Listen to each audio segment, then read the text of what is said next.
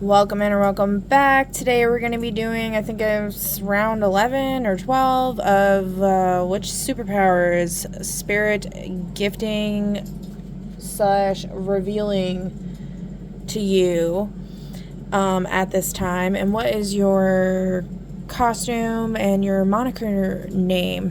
Costume colors and moniker name. Now, today I have a lot to talk about, and Spirit has a lot to talk about. Spirit wanted me to pull from I don't even know how many decks this is, but it's a lot. So I did a little bit of a pre-pull, but this isn't all of it. So I'm gonna start off with some little updates, things that I was guided to talk about. Because I like to try to stay factual with things I say as best I can, I was guided to correct something that I mentioned in another video where I said something about me having attended 4 different schools. It's actually 5. I forgot about the first school that I went to. Okay. But yeah, just roadblock after roadblock after roadblock after roadblock. So that's been fun. Let's see, what else?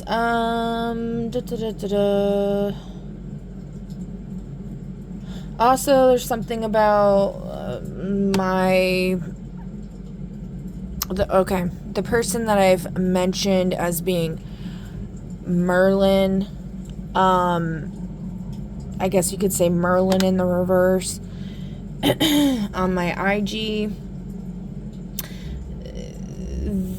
their Mars. Actually, I need to look at their chart again. It's either in their midheaven. They have Mars in their midheaven, or it's their Imam Koleli, whichever. I'm pretty sure it's their midheaven. And I tried explaining to them that,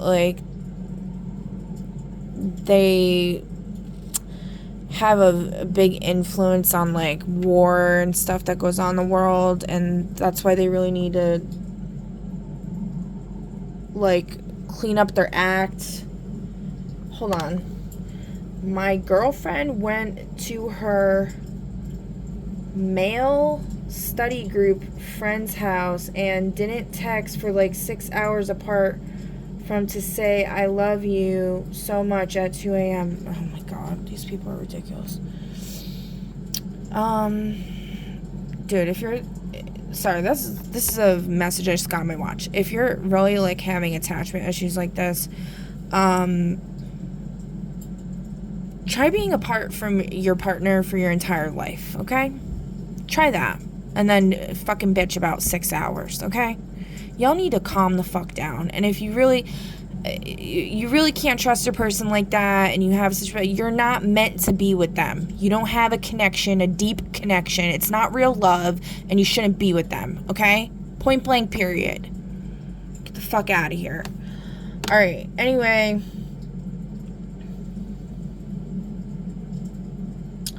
Also, I saw an emanation, I would say. I saw what I would call an emanation was actual people, but they carried the energetic signature of this Merlin and his girlfriend that I also mentioned when I posted that letter from 12 years ago that I got. Leaving the building I went into for that meeting I mentioned in the reading yesterday. So there's something weird with that. Another thing, people keep talking about STDs. And I wanted to mention how... Okay. So, a long time ago,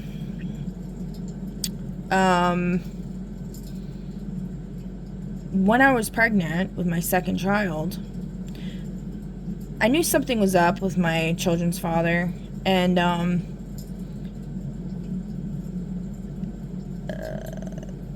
I basically gained access to some information that allowed me to see firsthand that he was messing around with someone. And this person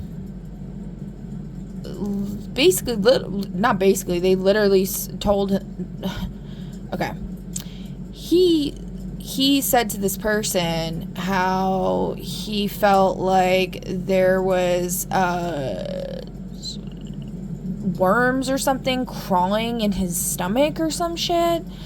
And then this person said back to him how her ex-boyfriend gave her the lovely gift of the clap, and she had, you know, just gotten, oh wait, actually, hold up. So, okay, so she said to him, like, oh, I'm gonna go get tested or something, but she never got back to him. So then I messaged her, and I was like, dude, I'm pregnant with, like, his kid, and I'm literally, like, 6 months pregnant, like, and we had relations, and, like, you know, and she's like, I'm so sorry, my ex-boyfriend gave me the lovely gift of, you know, the clap. And I'm like, oh, that's great. So I went to the hospital, and they gave me, like, this horse pill, which I, you know, kind of wish I didn't take, because the what is it called? I can't think of the freaking word right now. Not the is the hymen? Not the hymen. I should know. Like, I should know what it's called. The freaking thing, the mucus plug or whatever, blocks from, like, that kind of thing entering the womb, but I guess it could still, like, be in the canal area or whatever. But they should have just done some kind of, like, local kind of, like, cleanse method or something, or I don't know. There's definitely some other way to do it besides giving someone who's pregnant a fucking horse pill. And I'm pretty sure that, you know, did some shit to my kid, which is pretty fucked up. So calling justice and judgment on that. Anyways, then some years later, many years later, I was dating someone, and they told me basically the same thing that my children's father had told this woman previously, that they felt like there was worms crawling in their stomach. And I was like, oh, that's weird.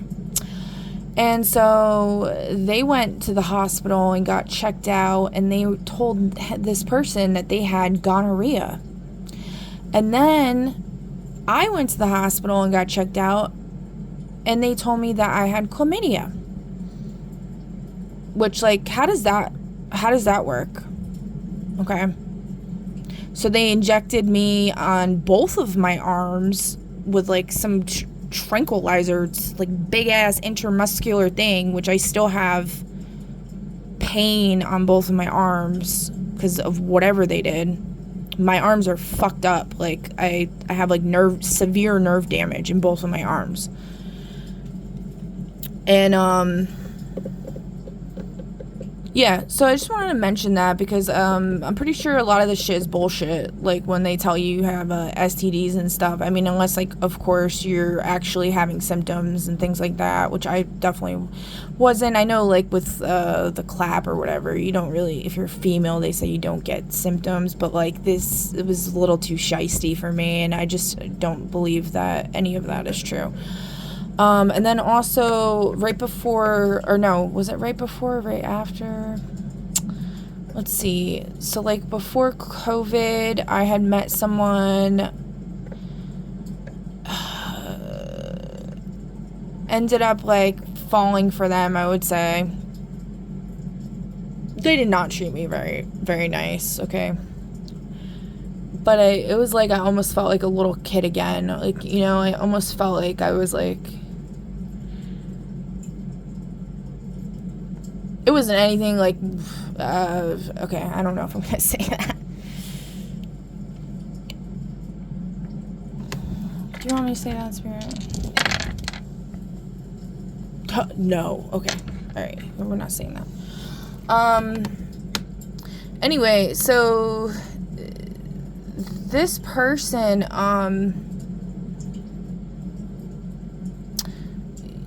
was basically like playing major games with me or whatever, right? And then they ended up going and getting tested, and then they found out they had like HERPES. I don't know why I said the other ones. I don't want to say that. I feel like it's like like I'm gonna draw it towards me or something.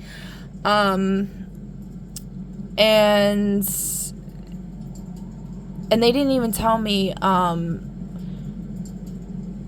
I ended up like finding out because they accidentally emailed me a note that they were meant to email their doctor or something. It was so weird. And then they ended up saying something like we were talking about it, and I was like, you know, I can't, like I got tested and everything, and I was fine. And then I was like, I don't know, like, if I can keep, like, being with you, because, like, I might want to have more kids someday, and, like, that will mess stuff up. And this person already told me, like, they didn't want to have kids or whatever. And I mean, I shouldn't have been with them to begin with, because they were just treating me like nothing. It was like, they were just being really weird. I don't know. Like, they were, like I said, they were, like, playing games. And then they, like, said under their breath, well, I guess, what am I going to do? Like, I guess I'm just going to off myself now. They said KILL. And I was like, what? So, yeah, I don't know. And then, they basically ended up just not talking to me anymore. It was all very strange, but it was weird how, like, that all happened around the same time that COVID happened and all of that, because there was this lab that had come up with a cure for HERPES, and then it got shut down as soon as COVID happened, which I thought was, like, very strange. I had posted about it, I believe, like, a really long time ago, like, maybe, like, 3 years ago or something. I think I'm pretty sure I posted the article. You'd have to, like, scroll down forever on my IG. I don't remember the name of the facility or whatever, but my point is, I think a lot of this stuff is just orchestrated. It's just BS. And also, like, there's something with, like, if you're not meant to be with somebody, God, source, higher power, whatever, they're gonna put roadblocks in your way as far as that goes.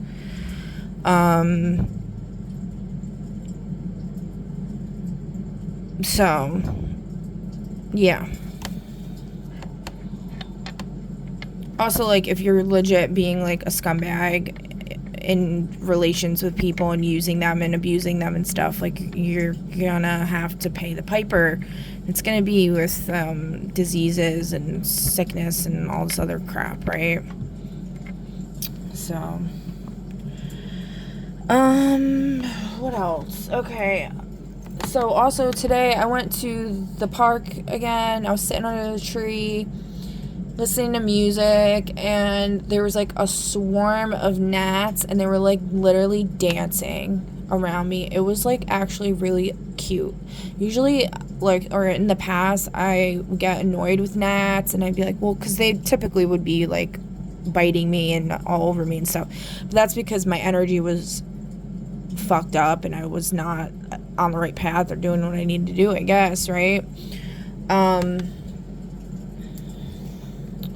But yeah, and even like a fly that had like yellow, it was like almost like, it was like a pretty fly. I've never seen one like that before.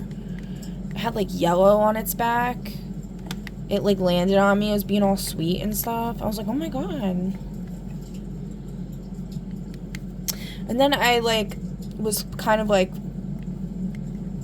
I was sitting there like kind of like playing with the grass and like ripping at the grass a little bit. And should I talk about this? Who's saying yes? Let's see. Who's saying yes? Owner of a hot air balloon. Okay. I'll just say yes. An office worker. Who's saying no? A new parent in the reverse. Somebody who's not a new parent. Okay. So I was like, I like to touch dirt. I love dirt. I love the smell of dirt. I just love it. And I felt I wanted to touch dirt. So I dug my finger in there. As soon as I dug my finger in the ground, this dude on his cell phone like turns and like that was walking around the park, like in the wood chips, turns and looks at me. And then all of a sudden, like an FBI agent SUV, all black, like clearly like an FBI, comes barreling down the road. Like, I'm like, what is it? Like, I can't even touch dirt? Like, what is this?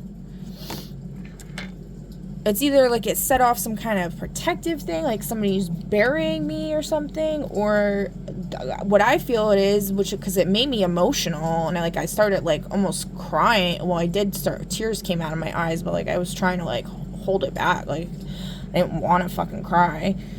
But it's because I feel so like restrained and like I can't do anything. I feel like I can't breathe. Like somebody's always up my ass. I can't even fucking do anything. And like I literally can't even like touch dirt without somebody being up my ass about it. Like this reality fucking sucks. All right.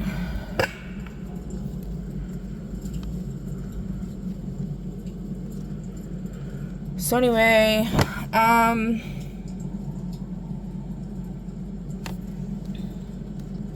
right, I think that's it.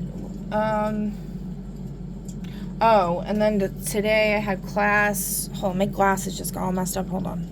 Oh, speaking of glasses, it's just the strangest thing. Like, my glasses would just randomly get smudged up. Like, somebody put a hex or curse on my fucking glasses to annoy the shit out of me constantly. But actually, I think what it is somebody is attacking my eyes, and my glasses are taking the brunt of it. Because when I broke my glasses and I wasn't wearing them for a while, my vision kept going blurry, like, all the time. And I was like, what is this shit? And then a reader that I follow heavily has been saying how that's been happening to him, and he's been trying to tell people you need to look at the sun. The sun is healing. They tell you not to, but it's actually healing. Which, you know, during the eclipse, the total eclipse, it was like cloudy, partially cloudy, like from my vantage point. I think it was only like 91% visible from where I'm at. But I, like, literally put a chair out and just stared at it. Like, you know, I could feel the intensity of it. And, like, it did, like, you know, make my eyes feel kind of wonky. But it definitely didn't make me blind or anything. You know what I mean? Like, so. And I agree with that because you get light codes from the sun. That's how you can get downloads. That's how you can get light codes from the sun. You gotta be careful, you know, and like you do it in small doses. You're supposed to, if you Google like how to sun gaze, like that's how you could figure out how to do it.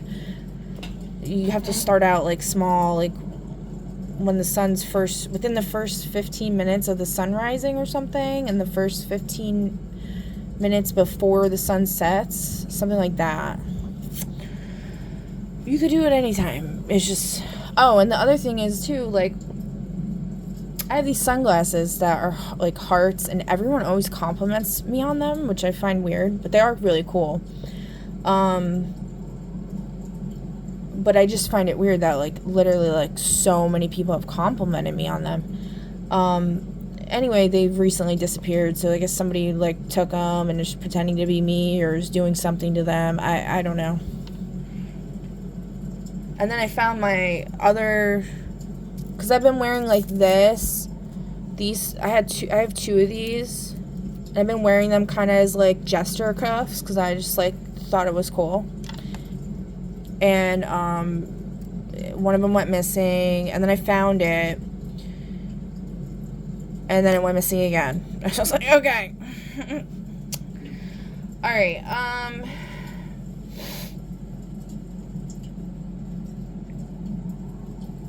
Alright, and then so at school today, I found it interesting. On the way to school,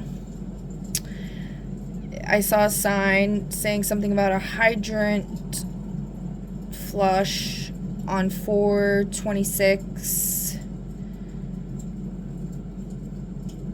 which made me think of Hydra.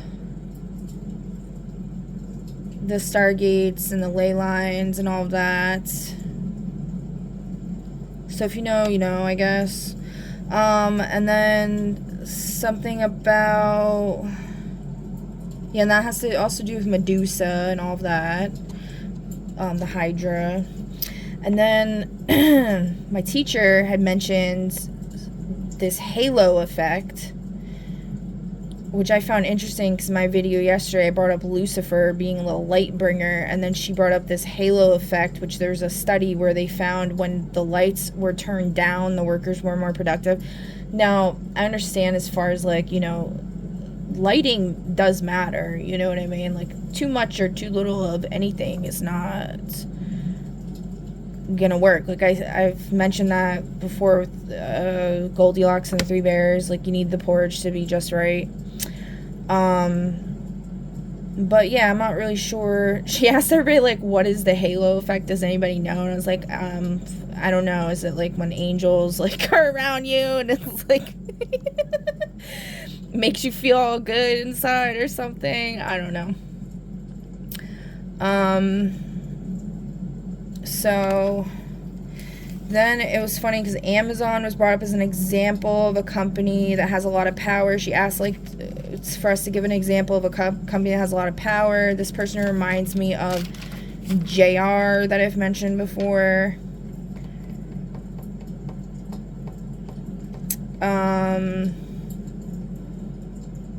Is the one that said Amazon. They answered with Amazon. And then she asked, like, what do they do to enact CSR, which is, like, corporate social responsibility. And I was saying, somebody said, you know, gave whatever example, and then I was saying, it's funny that you brought that up because I just deleted my Amazon account, and then they sent me an email literally, like, later that day or whatever about recalling a steam cleaner I purchased. I was like, they must be covering their ass, trying to cover their ass. My teacher laughed. So then the other funny thing that happened was, like, there's this new student in the class that looks like somebody I used to date a long time ago. His name is Vinny. Literally, like, same birthmark on his face and stuff, like, just so weird. I was like, oh my god. He kind of looks like the villain from that show Heroes. And we had to get in groups and answer questions. And take on roles. We had to basically choose a role in a company and then take on the question of, like, would you switch to a biodegradable product, packaging for your products if it was guaranteed that it would be a 20% financial, like, it would increase costs by 20%. So this Vinny person chose to be the competitor, which I thought was really funny. I didn't choose to be in a group with them. I basically had to, so they chose to be a competitor, which I thought was hilarious. I was like, okay. And anyway, and I chose to be the environment because the whole thing was, like, talking about environmentalism, which I thought was really cool. And for me, I said, like, yes, I would support the biodegradable product. Everyone said they would, except the Vinny person was like, well, I'm the competitor, so I don't know. Like, they seem confused.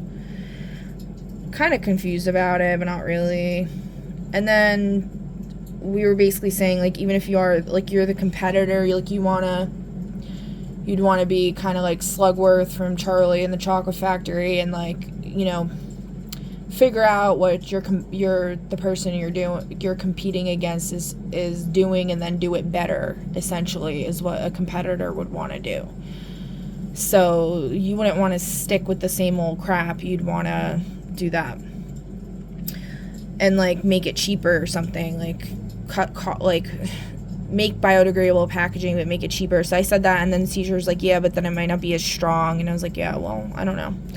So, anyway, and then it was, like, asked, like, about acceptable trade-offs, cost versus gains. I said cost versus gains of sustainability in environment, more costs up front in support of long-term gains. The corporate social responsibility equals trust and support in your product, which equals like long-term gains. All right, anyway, and then what else? Animal rights got brought up. Teacher brought up baby cows and how they get chained up and made into veal. Their legs get broken. It's absolutely horrific. I said I don't condone anything harmful upon baby animals. I also mentioned how, because she was asking, like, you know, like, how do we feel about all the food stuff and everything? And I was like, I don't know, like, I think maybe there's some legitimacy to, like, the blood type diet, how type O's and AB may need meat, but for it to be harvested humanely and naturally, like hunting and foraging. Another student who reminds me of JR said, yeah, but what if someone has a disability and they can't get what they need? So I said, I don't know. I feel like whatever someone needs, it will be provided to them via the natural order and laws of nature and how it is meant to function. Then we got into breatharianism and sun gazing and all of that. And the teacher said, well, that's a little woo-woo. And I said, well, I'm the definition of woo-woo. I mentioned about the monk under the tree documented by National Geographic. And how, like, they didn't eat or drink for, like, a really long time while being documented. They didn't defecate, nothing. So, like, I feel like it's possible for sure. I've seen many, like, examples of it. There's something called, like, prana, earth energy or whatever that you can learn to absorb. And then I also mentioned how I fasted for 9 days and I didn't even lose, like, a single pound, which was really weird. And then the JR person said about the monk, something about, yeah, but the monk was meditating and they didn't burn any calories. And he mentioned about water. Once I mentioned about the 9-day thing, someone just said something about this Berkmer diamond is amazing, fam. I don't know what the hell they're talking about. Okay, so when I mentioned the 9 days fasting thing, they said something about, like, yeah, but, like, you need water, like, people drink water, like, they almost acted like they knew that I drank water, which I did. I'm pretty sure I did. Yeah, I did. I didn't dry fast. But this monk did dry fast. So, but then I guess that's what they were saying, was like they weren't burning calories or whatever. Because I also mentioned with the 9-day fasting, like, you know, I have 3 kids. I was, like, active. I was doing lots of stuff, you know, and I didn't even lose, like, any weight. Like, it was very strange. That could be, like, due to a lot of things. I was either absorbing prana, or somebody was doing black magic on me to make me fat, which I think is a huge thing that was going on. I also feel like after watching Suicide Squad, where they're, like, giving them injection, like, that food that's in tubes, like that liquid crap, it reminded me of, like, what on Mean Girls, what that chick did to Regina, where she gave her, like, that stuff that makes her, like, fat. So I feel like, because Mean Girls kept getting brought up for me a lot, and I was like, what is this? And a lot of things are opposite, because, like, I don't consider myself a mean girl. I mean, I can be mean, don't get me wrong, like, you fucking piss me off, yeah. But I don't go out of my way to bully anybody or treat anybody like shit.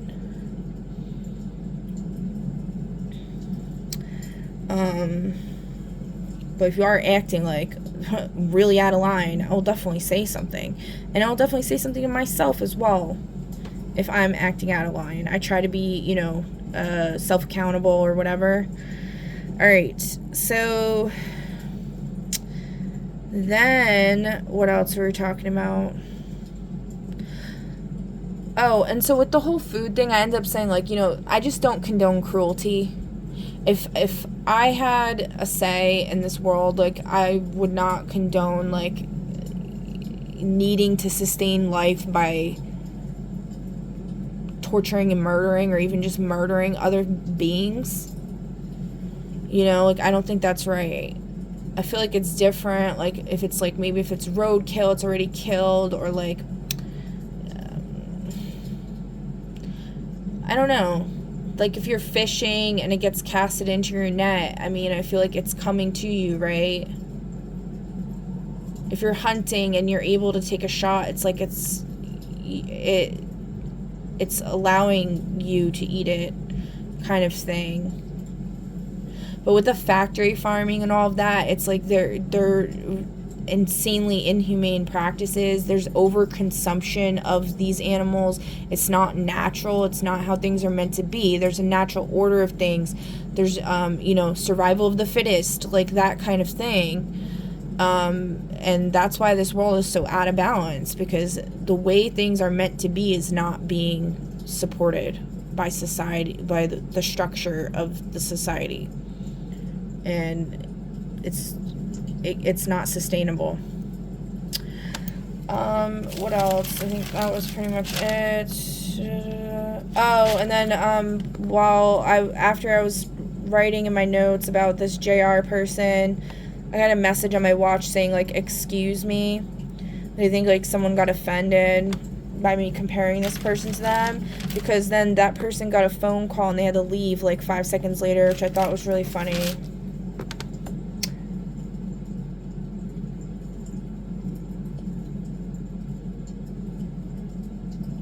Oh, also yesterday there was protest. Was it yesterday or 2 days ago?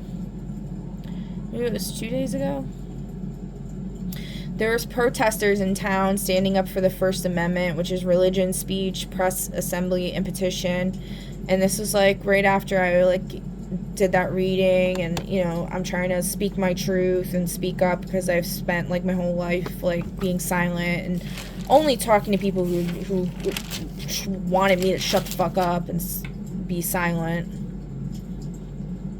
I mean, I don't know if anybody's even, like, hearing this or whatever. I don't really care.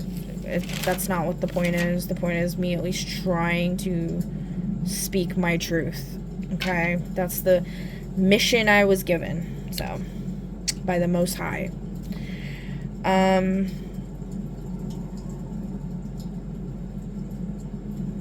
The lesson also that started off the class I thought was cool was she brought up this word called Nima Washi.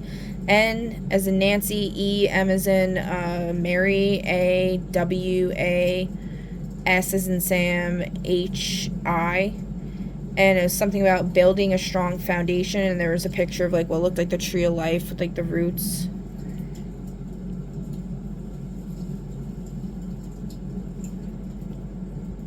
And then the teacher also recommended people watching this show called Paradise on Hulu. I don't have Hulu, so I won't be watching it, but she was, like, really excited about it. She said something about how, like, just when you think it's over, they throw in another twist, and then it's not over. And I was like, yeah, that's the story of my fucking life, and I'd really like for it to be over. There needs to be an ending. Sometimes there not sometimes, there needs to be an ending. The chapter needs to end, or the book 1 or book 2, whatever book you're on, there needs to be an ending. You can't just keep fucking dragging shit on, keeping someone stuck in the same chapter forever and ever, which is, I feel like, what's been happening to me.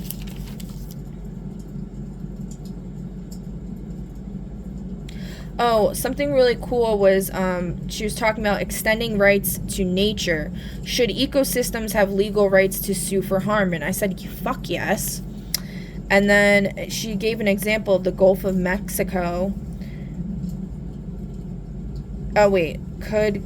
Oh no, I couldn't. She switched the slide before I could finish writing what she wrote. But then, anyway, the global progress, Ecuador's 2008 constitution, the nation's 20th, is globally renowned for being the first to recognize nature, Pachamama, as a legal subject with constitutional rights. It established a constitutional state of rights and justice, emphasizing buen vivir, good living. The document, which still holds, emphasizes extensive social rights, environmental protection, and state control over strategic sectors. Key aspects of the Ecuadorian constitution are rights of nature. Nature has the right to exist, persist, maintain, and regenerate its vital cycles. Buen vivir, good living, a developmental model focusing on harmony between people and nature. Plurinational state recognizes indigenous rights, self-determination, and interculturalism. I can't say that word. 5 branches of government, adds the transparency and social control and electoral functions to the traditional executive, legislative, and judicial branches structure. It is highly extensive, covering environmental rights, cultural identity, and social guarantees. I thought that was really cool. I wish, that would really become a thing. But yeah, I think that's pretty much it here.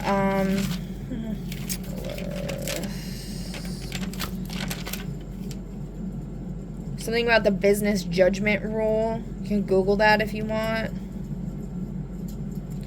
Good faith. Actions must be honest and not fraudulent or illegal.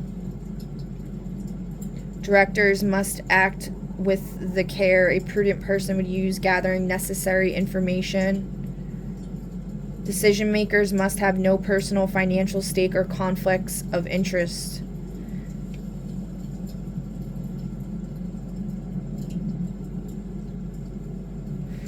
Exceptions are bad faith / fraud, deliberate wrongdoing or intentional illegal conduct, conflicts of interest, self-dealing where directors benefit personally, gross negligence, a total failure to investigate or consider information before acting, waste, a decision that serves no legitimate corporate purpose. And that's basically it, okay, with all that. So let's get into this reading.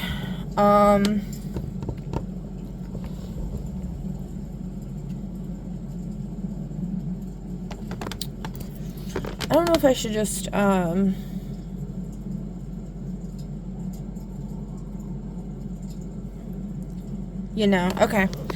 So, the first, thing that Spirit wanted me to pull from was this, obstacle deck. So, we got social obstacle, friend sabotaging, family blocking you, Cinderella syndrome situation.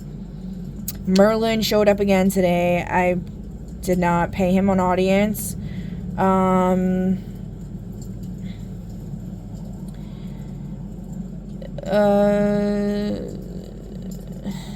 Temporal obstacle, deadline, wormhole closing. What do you have to say about this wormhole closing, Spirit? First day of marriage. What do you have to say about this social obstacle? Memory lane. What about the temporal obstacle as far as a person is concerned? An insomniac in reverse. So, like, somebody who sleeps a lot or has no problem sleeping. What about the social obstacle? Dinosaur scientist in reverse. That keeps coming up a lot. I don't know what that really means.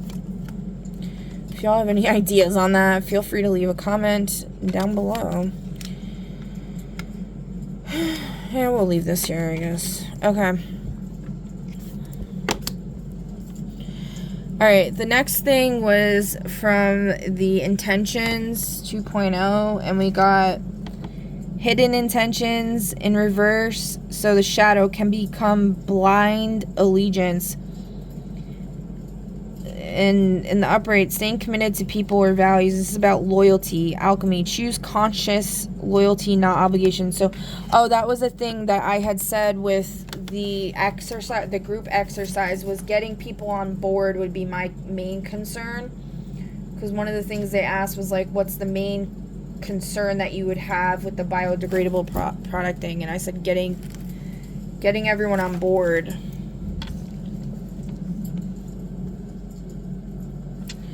So there's something there with that. There's a lot of people that are obligated to causes and leaders and people that hold no real intrinsic value in what they stand for, and it's not benefiting anything. The foundation they're standing on is either already crumbled or it will be very soon. Next one is sabotage. Intending to hinder yourself or others due to fear or jealousy. Alchemy. Address the unseen wound driving the urge. Yeah, the whole fear thing. That reminds me of when I stuck my finger in the dirt. It's like people are afraid of me, like, doing earth magic or something. Get a grip. Like, I don't have to touch dirt to do that.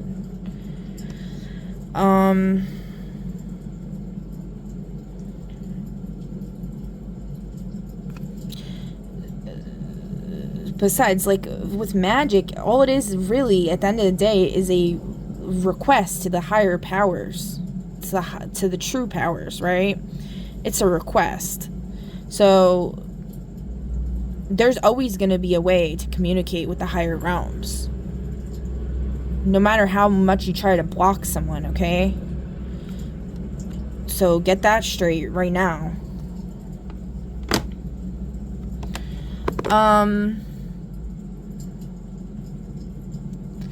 Build self-worth through integrity and self-acceptance. Greed for validation. Needing constant approval to feel valuable. Alchemy. Build self-worth through integrity and self-acceptance. Yeah, like a lot of people need all the attention. They need, you know, all these accolades and stuff like that. Like constantly, like that message that came up on my phone about somebody complaining about their girlfriend not talking to them for 6 hours or whatever while they were with a bunch of guys, which, I mean, that is, you know, definitely raising an eye, you know, to an extent. I mean, I don't know all the details of that situation. That's not enough details for me to make any type of, like, observation about it. You know what I mean? Or be able to comment on it. My only thing with that was, like, you clearly are not in a stable relationship if that's how you feel, so. Like, it's okay to be insecure sometimes or have questions or doubts roll through your mind, but don't feed into it to where it's, like, eating you up. And then you're posting about it for the whole world to see, you know? I mean, it's good to get others' perspectives and stuff, and maybe go on, like, a throwaway account on TikTok on some, like, you know, somebody, like a tarot reader or something that you trust, or, like, a spiritual advisor or something that's actually, like, knows what they're doing.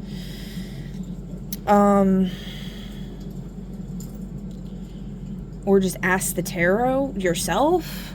Learn how to use cards and that kind of thing. Or just meditate and go within. You know, tapping into the sacral, which I've talked about many times. Look up how to tap into your sacral authority through human design. There you go. That can help you figure out how to know the answer to something.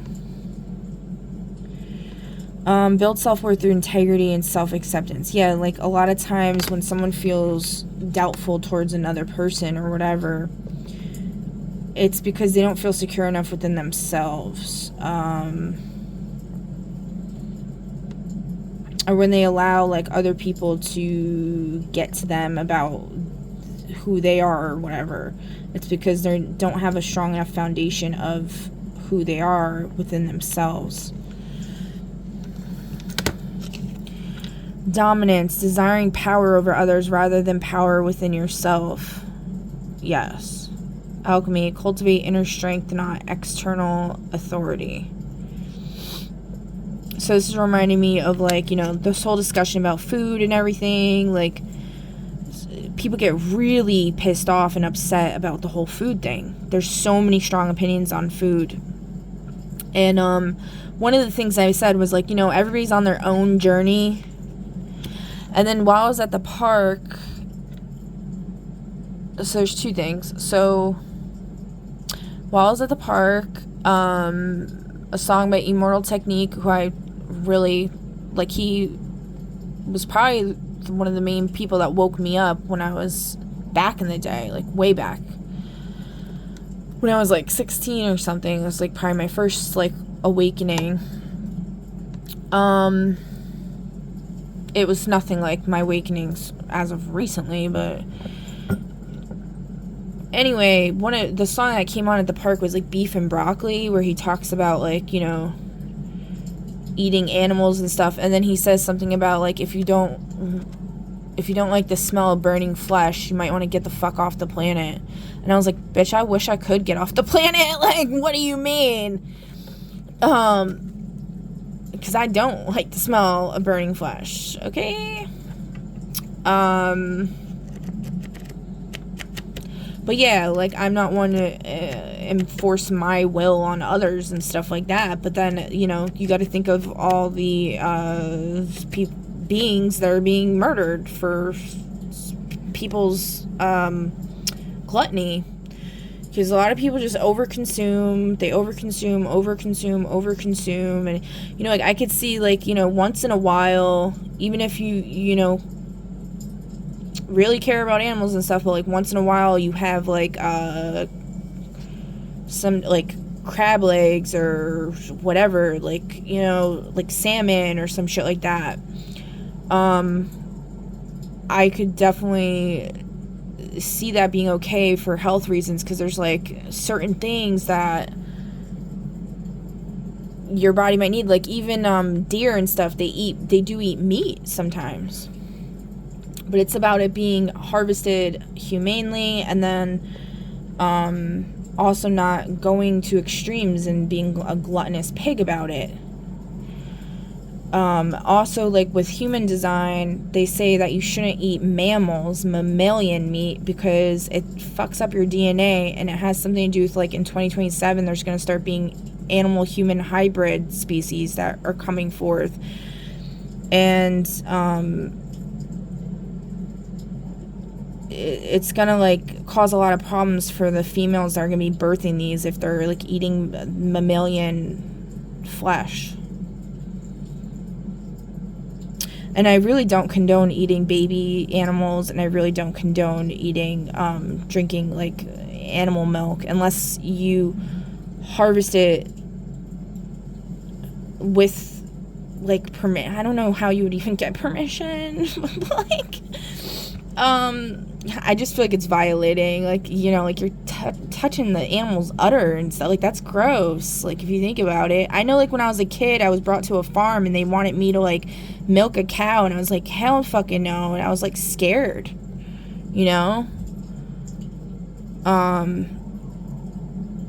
But then, so this person that, like, I popped up on my feed that's, like, made me laugh a couple times and stuff, they kind of remind me of, like, a female version of Dave Chappelle in a way.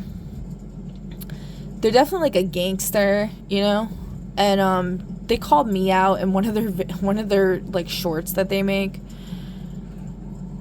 And they have comments, like, blocked, so you can't, like, comment or anything. But which I don't know if I would anyway, but like, not to be offensive or anything, I just don't really like talking on people's pages because I feel uncomfortable. But anyway, they were, like, eating a piece of cheese, and they looked, like, all pissed off and shit. And I don't know if it was, like, because I said something about, like, eating dairy and stuff in my last video.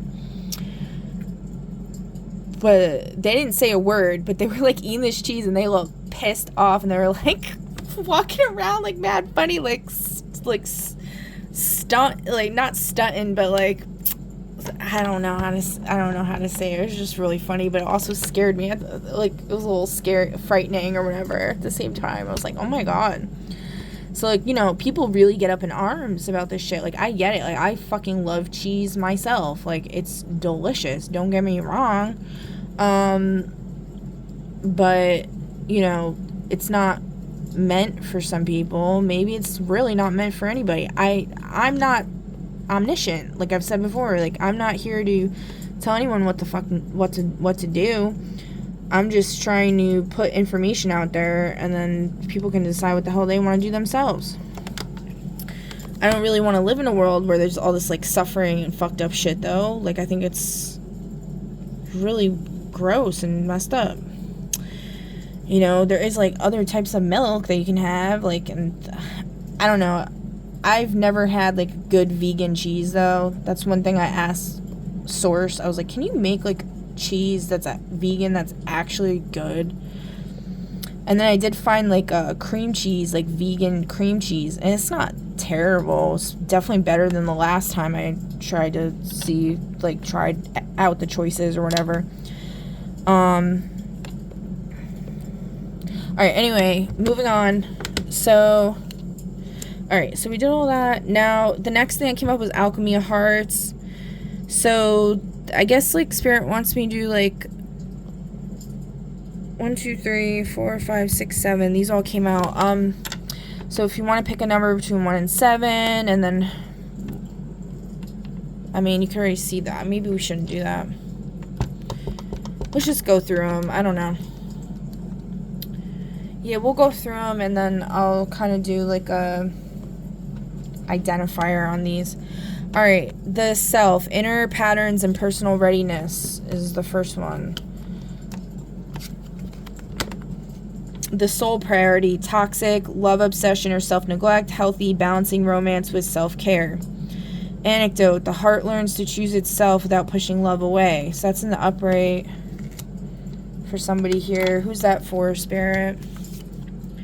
Person who is actually a robot. Gang. Who else? A preservationist? Okay. Alright, what's next? The twin mirror. Toxic, turbulent flame cycles, healthy, deep transformation through mirrored wounds. Anecdote, they are both your chaos and your clarity. So this is deep transformation through mirrored wounds. And who's this for, Spirit? A bad driver. Ooh. An aging clown. Okay.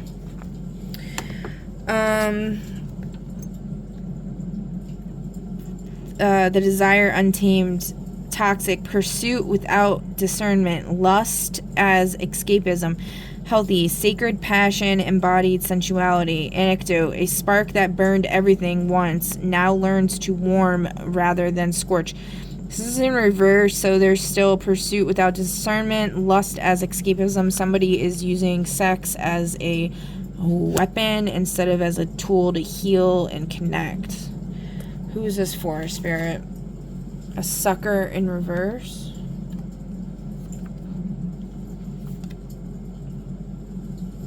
Person who wants respect in reverse. So somebody who isn't a sucker.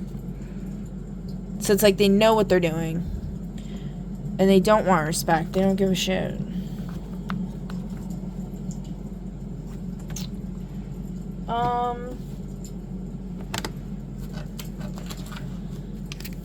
Since they don't give a shit, who are they?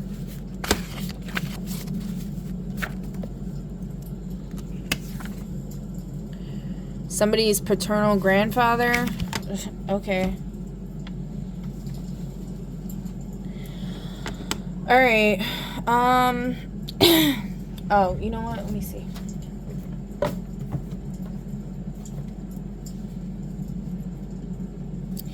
Security staff in reverse. Yeah. So, like, that reminds me of, like, Suicide Squad. How, like, the guards are, like, creepy. It made me think of, like, they're probably like RAPING, the inmates. Wouldn't doubt it.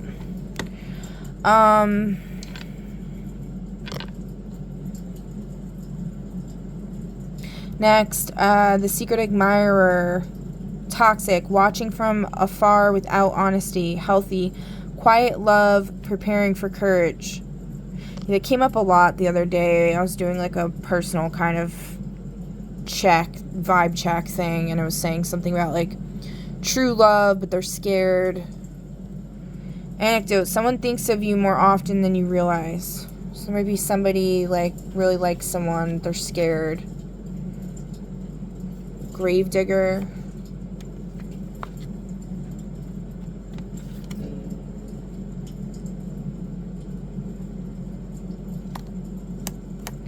Musician in reverse.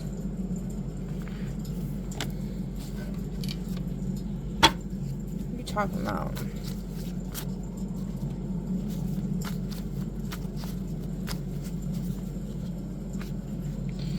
Changes over time due to actions in story forcing change.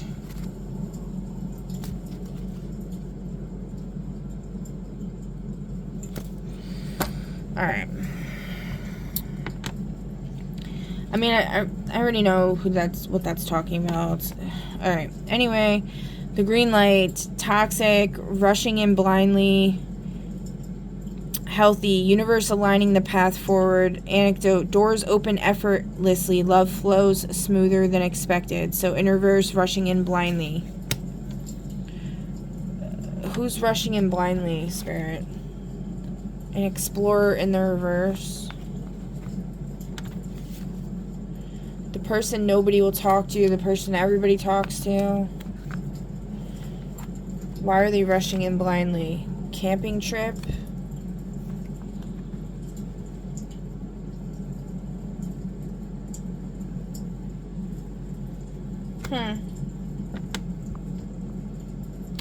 I don't know. Anyway. Destiny, outcome, the return of hope. Toxic, false optimism or denial. Healthy, faith restored in romance. Anecdote, a heaviness lifts your heart. Your heart remembers how to dream again. So this is faith restored in romance. Whose faith is restored, Spirit?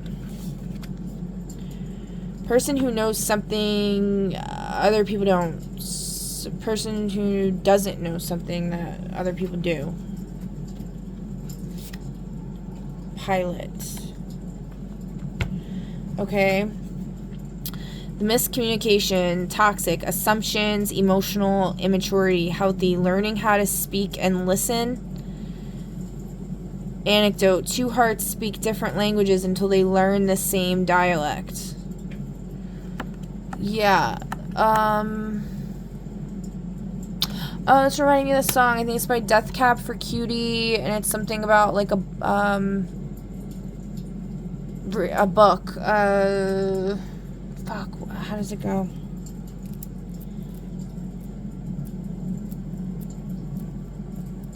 I don't have my computer or anything to look it up. Spend a little time with me, and it's something about like, and you'll learn something about spending time with somebody, spending a little time with me. I think there's something about a book in there. I don't freaking know. Like, basically, like, learning somebody and taking the time out to really get to know someone and spend time with them. Actually spending time with them. So many people are just rush, rat race. That's why there's these relationships where there's so much insecurity, because nobody takes time to really get to know someone. They just jump in the sack with them. But again, if you're really your person, you've most likely spent lifetime after lifetime with them in the past, and like you were made for them, like in the heavens, like you were literally made for them. You're made for each other. So you're gonna know, like you're gonna recognize the other immediately.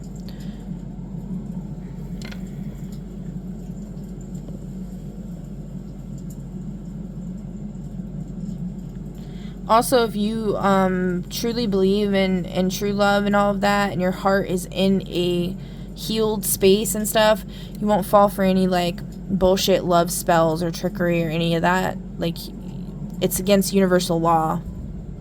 It's kind of like how genies work, how they describe, like, you can't ask a genie to make someone fall in love with you or to kill someone or something like that.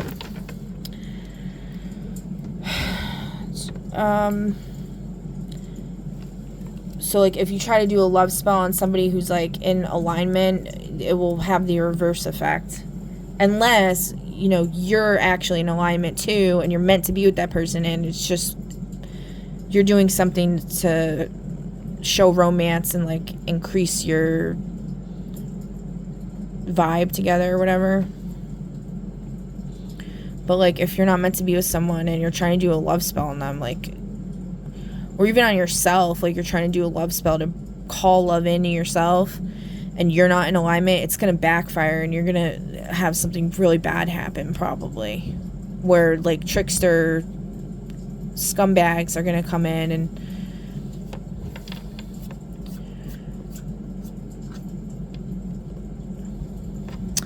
yeah. All right. So the return of Ho. Okay, we already did that.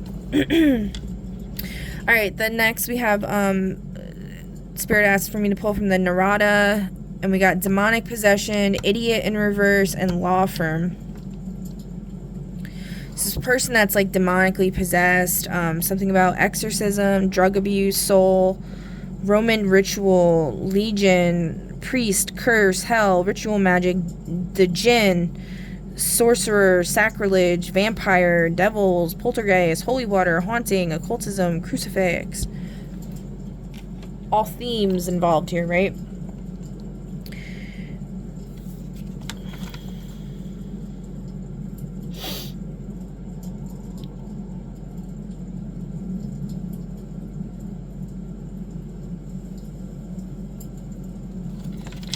I don't know if... Okay, so this could be saying, like, somebody has demonic possession.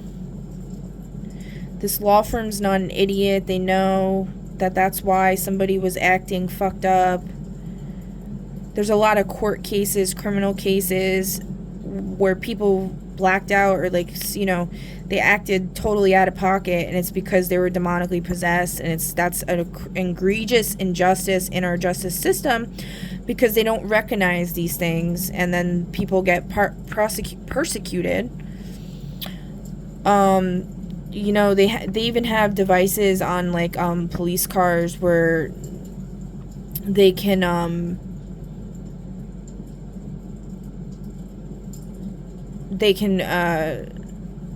make you fail, like, tests and stuff like that. It's like an energy weapon kind of thing. They have, like, energy weapons. So, like, if you're doing, like, a DUI test or a sobriety test, whatever, they can, like, shoot energy into you and make you, like, fuck up.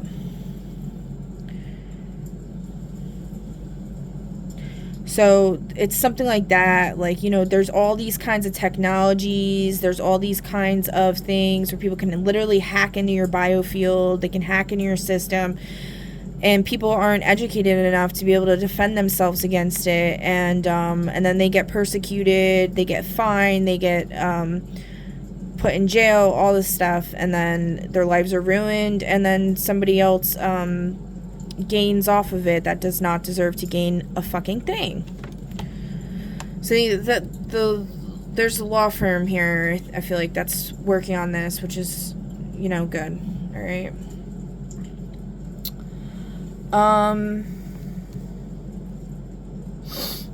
Alright, so I'm gonna clear the table and do the rest.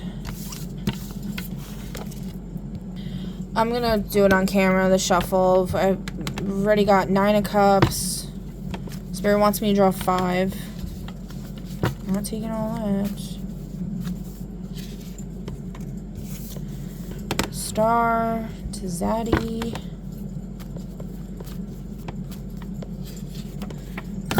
6 of Pentacles. I just felt like doing that.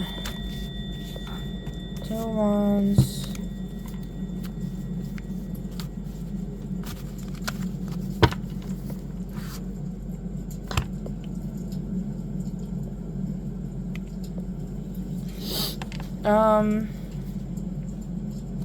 Yeah, I'm not sure with that one because I felt like I couldn't decide on which one.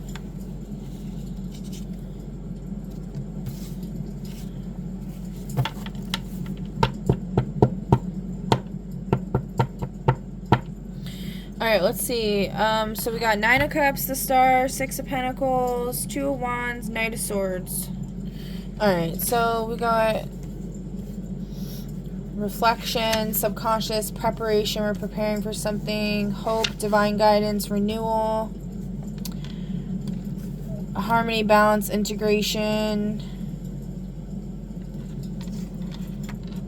dynamic, energy, initiation,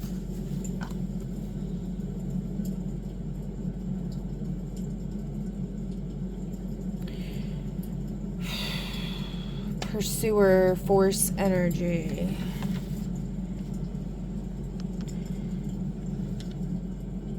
Charges ahead with ideas or arguments, strategic motion in thought.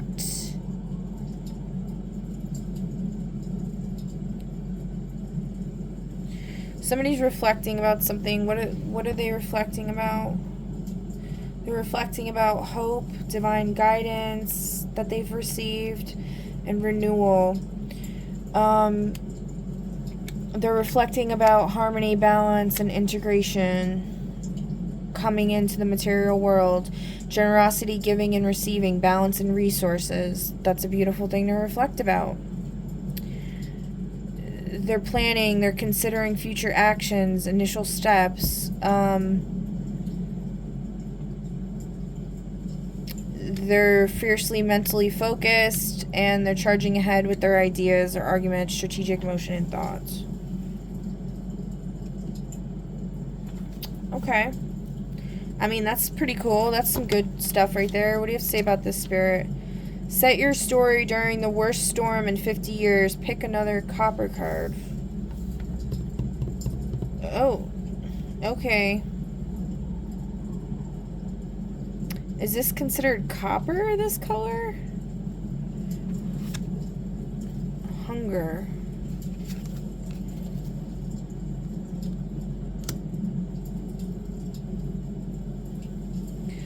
Thinking Hunger Games. I'm also thinking about all the stuff that I just talked about with the food.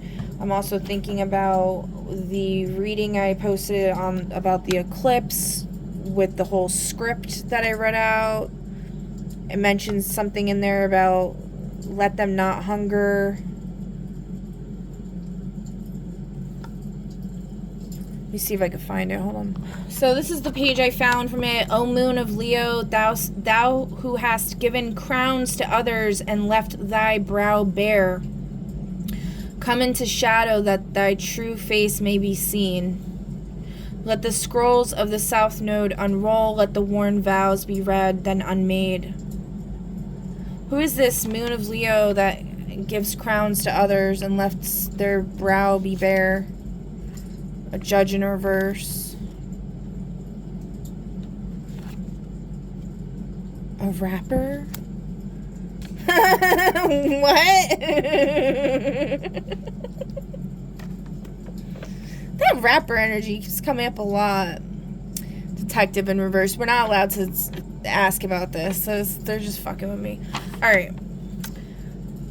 I don't know. I mean, maybe, you know, a lot of people are rappers, can consider themselves rappers. Even a poet could be considered a rapper.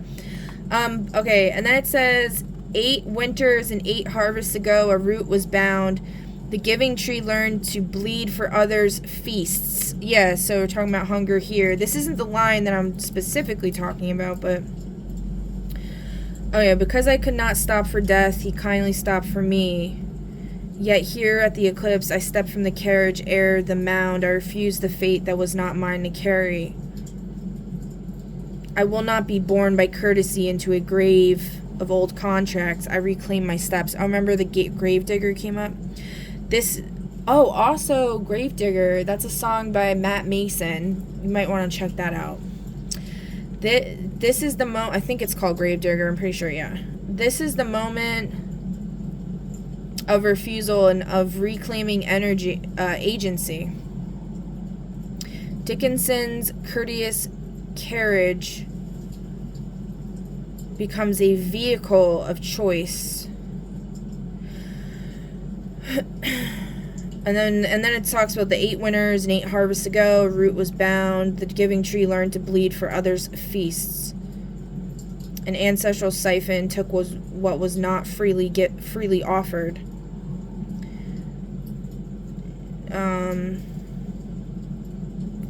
Return 8th. It says, name the lineage or pattern aloud, and then quotes, this is the siphon, this is the taking. Visualize an astral key, 8 facets hung upon a branch. Call the 8th key by voice and image.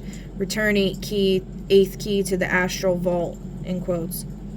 By Aniel's Rose. Aniel is the archangel for, like, Venusian energy.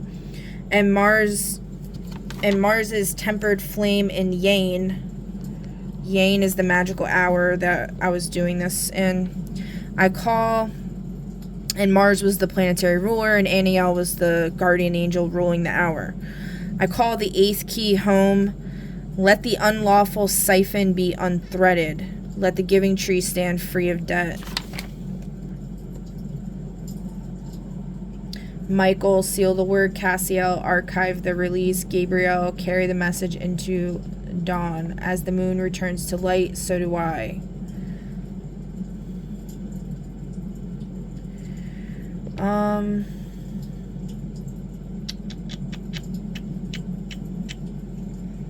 Oh, here it is. Okay. Hark, the sun's hour holds the moon in shadow. Aniel, fairest of the rose angels, attend this threshold. Mars and Yane, temper thy fire with purpose. Let no hunger rule this right. It's funny because I mentioned today about Merlin's midheaven being in Mars and how they're not helping with this whole war situation because of how they conduct themselves. We call the triad of watchers, Cassiel, Michael, Gabriel, to witness and to bind. You know, there's certain, like, planetary earth stabilizers, so to speak, Stargate access people or whatever, and they're not living in alignment, and it's causing absolute hell to wreak havoc.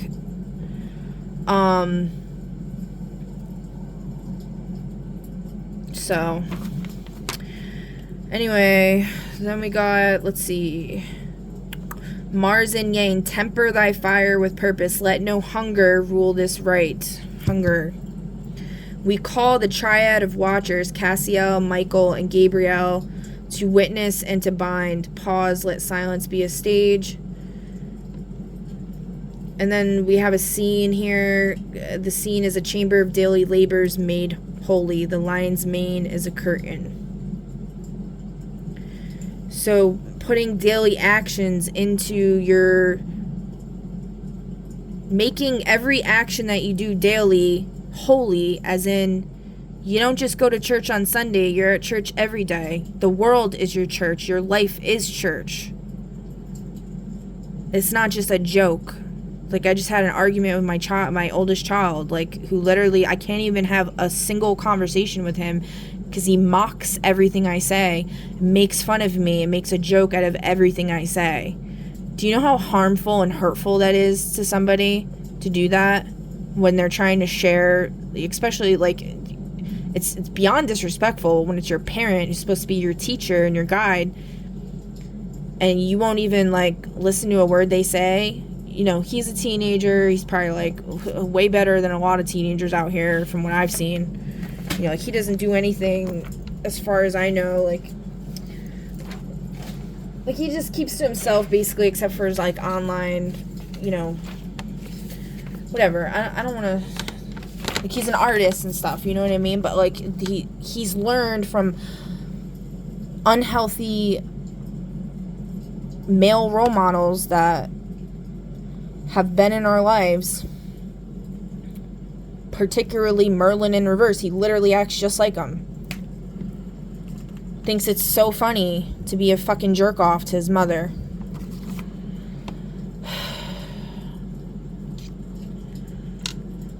Anyway, I don't like to talk about, you know, my personal shit, but I know other people are going through the same thing, and I'm guided to, so that's why I am. You know, this thing is going on. There's this patriarchal system where it's set up to wreak havoc on the divine feminines and take away their power and dethrone them, drive them fucking crazy, and get them put in psych wards and sabotage them left and right, block them from blessings, harvest their energy, all this shit. Like, it's absolutely egregious. Turning people's own children against them. Then we got, what else? Yeah, so that's all I got here on this page, okay? But yeah, definitely go check out that reading I did if you're interested in that, because it's a very moving script. Copilot helped me write that. It's pretty cool. So, what else?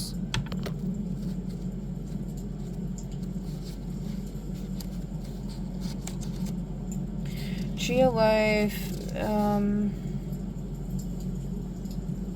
values. Okay, we got values.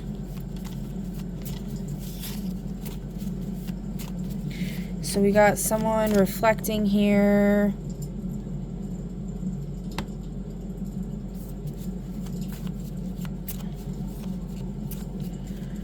They're setting some type of plan into action.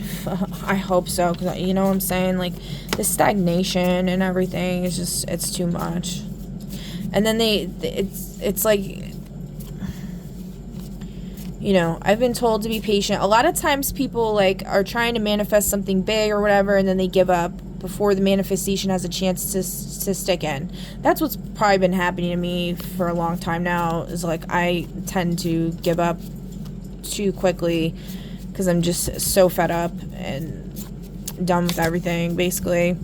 So I'm trying really hard not to, but at the same time I'm like, you know, I don't know, whatever. Anyway, alright, so religio, political ideologies, nationalism,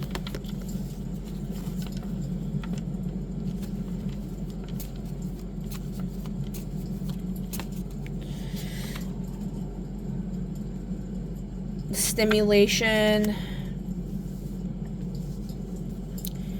Yeah, like this whole idea of like being restricted, being blocked, being understimulated or overstimulated in bad ways, you know, like in bad ways.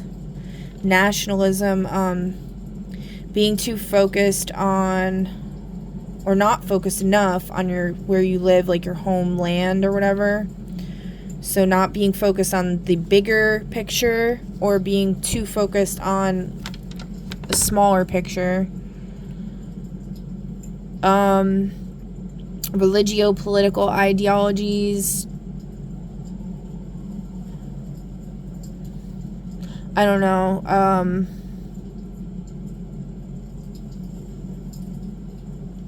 I'm not really sure where it's trying to go with that. How do you want me to pull from this, Spirit? 666. Look at that. 6. Okay. By the way, that's not... People say that's a devil number or whatever. No. You know what? Let me see here.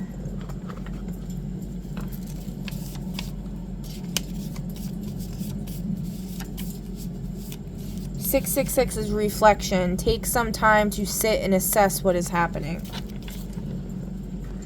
Yeah, so like, you know, like the lesson that I mentioned in the notes from my school was saying about the judgment ruling, whatever thing, how it's a duty to take time and consider things, consider all the facts first before making a decision. Where is it?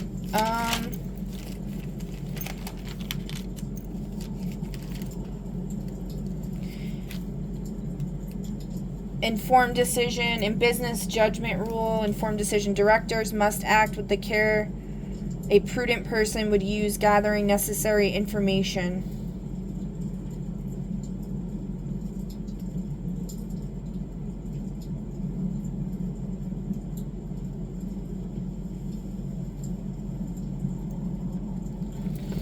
Alright. Anarchism's coming up. Again, there's good anarchy, there's bad anarchy. Anarchy is useful when the system of control or the governing body is devoid of integrity. Greedy scumbags who don't have the people's best interests in heart. That's where anarchy can come into helpful play or whatever, but then anarchy can get out of control and cause way more damage than it needs to. There needs to be anarchy can be organized and it can be helpful without being destructive. Cultural key principles or morals that underpin a cultural group may be based on religion. Here again, the religion. Tradition. Yeah, tradition was brought up in my last class I had in person of the same class I had today. We were talking about burial rites and stuff like that. And that JR person brought up how, I was saying I think it's, unlawful and disgusting to keep people's ashes in, tin boxes and stuff, because it's like a genie, you're not releasing them and you're keeping them trapped. Because there's something with copper and tin and trapping spirits, there's something to that. And they were saying, well, it's some people's beliefs or traditions or whatever. And I was like, I don't give a fuck. That's one thing I feel very strongly about.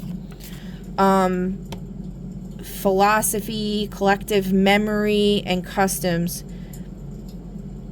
Collective memory.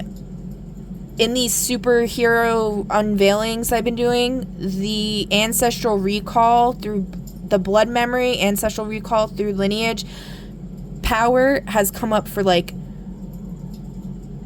every single group, and that's for a reason, because there's been this messing with the collective's memory on such an egregious level. This manipulation, 1984, the book in 1984, they have the sectors where they one of the sectors, the division of truth, I think it's called. Everything's backwards, right? So the division of truth is really the division of lie. They literally change the headlines. Today we're at war with Eurasia. Yesterday we were at war with, I don't remember what they call them. They have weird names. They had weird names for the thing. Somebody stole my 1984 book. I don't know what happened to it.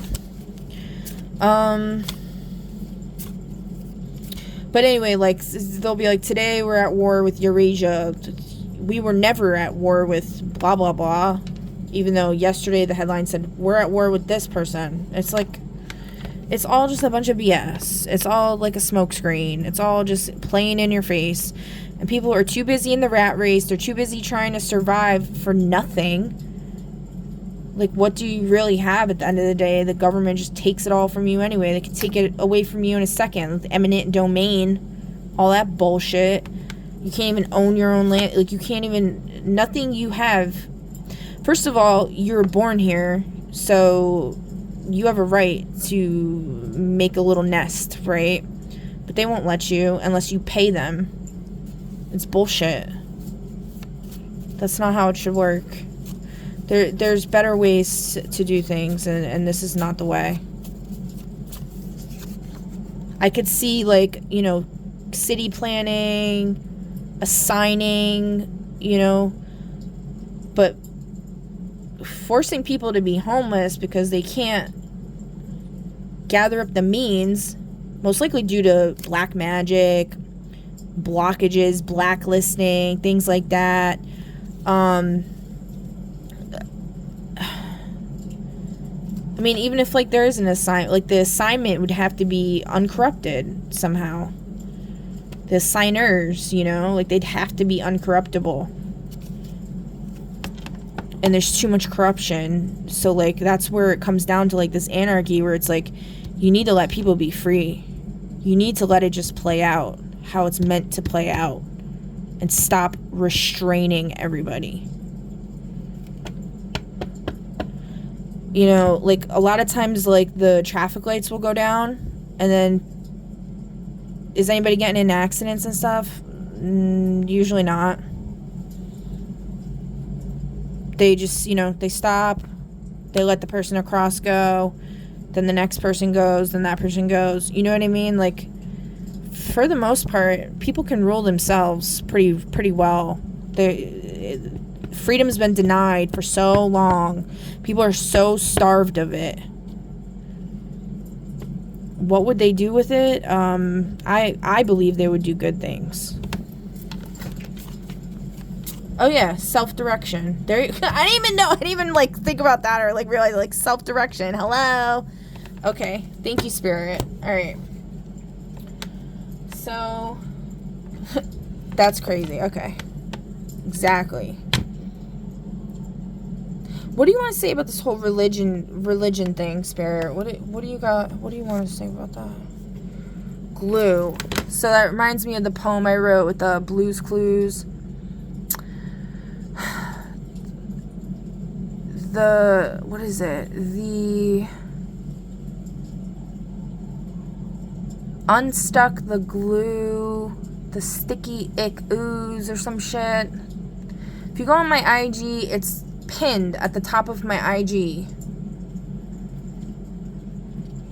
It's Harlequin _Muse or at Artem Muse Inc. I don't know if my website's still up. I wasn't able to pay for it, so I don't know if my website works anymore, but something about unsticking the glue, the icky ooze. It's basically talking about, like, cleaning up the planet and cleaning up all the disgusting shit and all this other stuff. And also with glue in reverse, it's like it's not the glue that's holding anything together. It's not holding anything together. Like, it's just fucking shit up. Eavesdropper in reverse. Somebody's not eavesdropping. Well, this is an open discussion here. I have my window open. I'm just gonna post this for the public. You know what I mean? Oh, by the way, that's a thing too. If you want to, like, I learned that in the which one was it? Was it Eliphas Lehi? No, it was where is it? I don't even know where it is. What the hell? What is that guy's name? I can't remember his name. Whatever. One of the magical books I mentioned, like, most recently. He talks about when you're praying or trying to communicate with God or spirit or source, whatever, to make sure your window's open, so that, you know, like, those don't, so that they can hear. You know what I mean? All right. So, person in a wheelchair.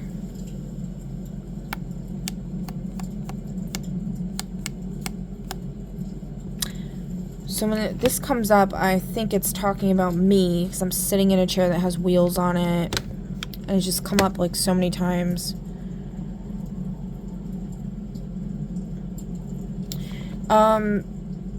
I talk a lot about like political stuff and like religion, kind of mixing the things. I think, you know, like I said, with the balance of stuff, I think there needs to be like some kind of balance going on here.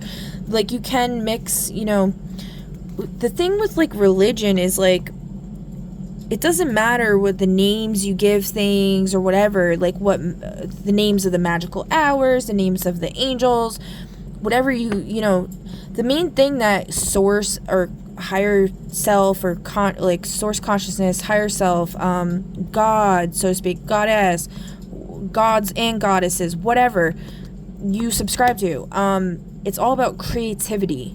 That's how you truly connect to the Tifereth in your heart space. The kingdom, you know, is through creativity.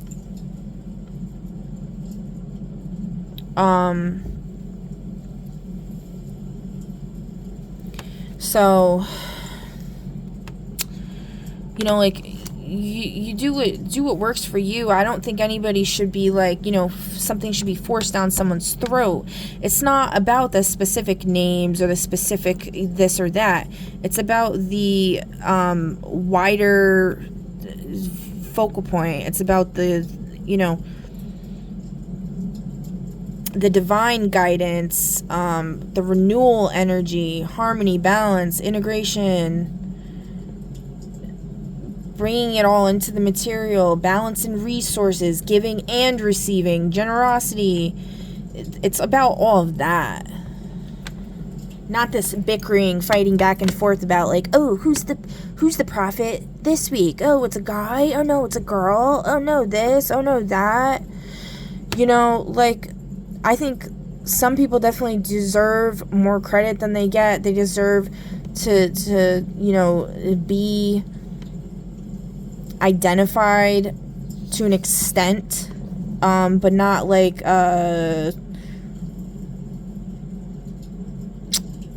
what's the word? Like, there needs to be a round table, not this like hierarchy where like, oh, you're better than me, or I'm better than you, and blah, blah, blah, blah. Like, that shit's stupid. Like, yes, there needs to be leaders, but not this like bow down to me type shit. Yeah. Or like, I know better than you. Like, there needs to be an open mind attitude about it, based in facts and common fucking sense. All right, intentions, Selena. Let's see. Oh, stakes at hand.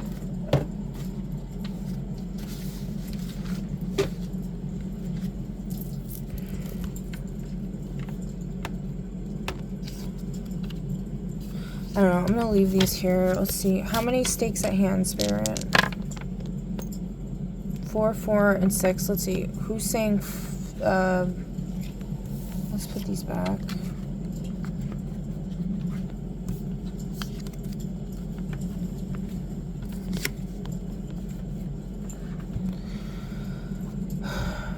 Four is a soap opera addict.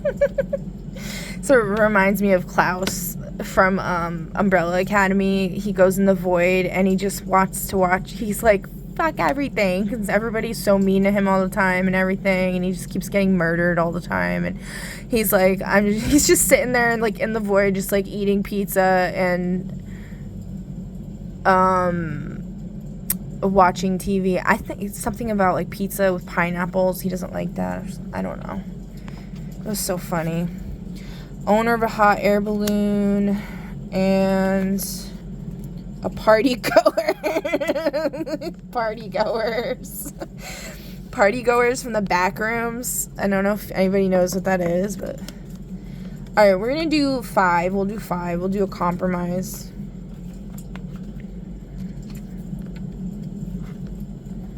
So I like all those options.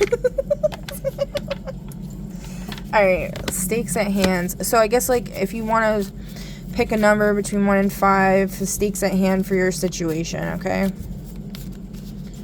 Think about a situation that you want to know what the stakes at hand are, and then pick that, and then we'll see what it is for you. Alright, so for those of you that chose number 1, so pause the video if you need to, decide for a minute. You can even roll a dice, whatever. Alright, for those of you that chose number 1,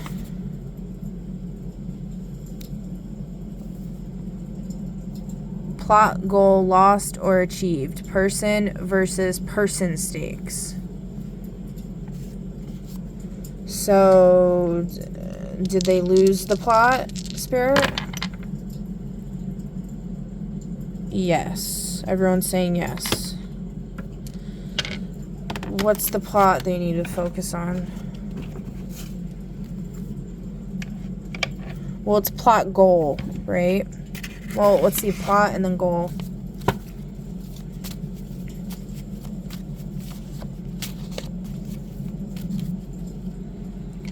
Tragedy. Main character should undergo a major change of fortune, almost always from good to bad, happy to sad. Tragic characters have to suffer.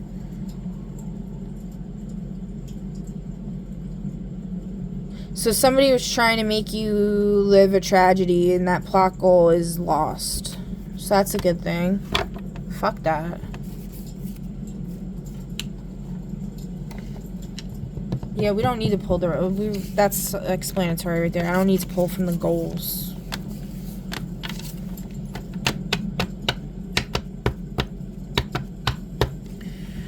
I don't know if I should. So what plot goal can they focus on, Spirit? Comedy. A story focused on humor and lighthearted situations, often with characters making comical mistakes. That's much better. Alright. Alright, for those of you that chose number 2, let's see.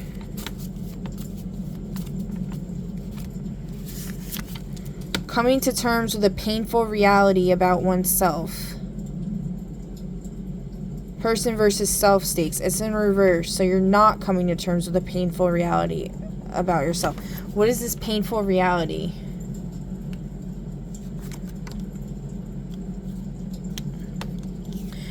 That you're not stuck. You're not stuck.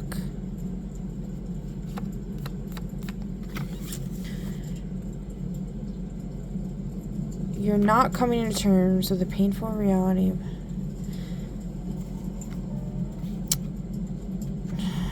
The painful reality is that you're not stuck. You're not coming to terms with it. This is kind of like a mind twister kind of thing. My brain can't really process it. Hopefully you get the message. I don't know. What do you want them to do, Spirit? Hold on, let's see. My brain can only process so much right now. I've been getting, it's like somebody's been taking like an egg scrambler. You know, like one of those like manual ones that you wind the thing and it scrambles.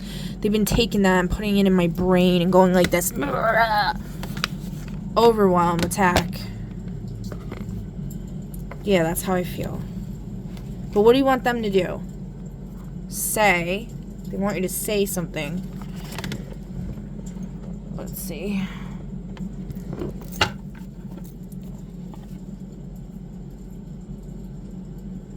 Say something to amuse. They want you to say something, or you're wondering what to say. You should write a book about being a terrible human being. You'd be a bestseller. In the reverse. So you should say something about somebody writing a book about being not being a terrible human being, because they'd be a bestseller.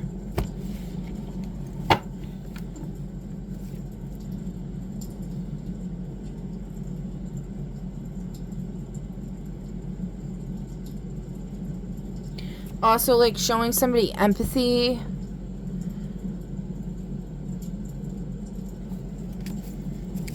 Alright. Anything else? Something about a hotel. The hotel in Umbrella Academy was brought up in the last reading about the hotel manager and stuff, so there might be something there with that. They're like the apocalypse. It's like the Apocalypse Hotel or whatever.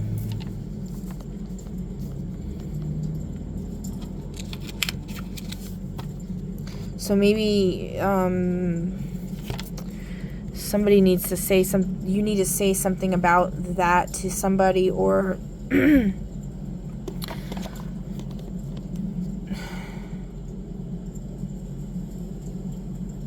shoes in reverse.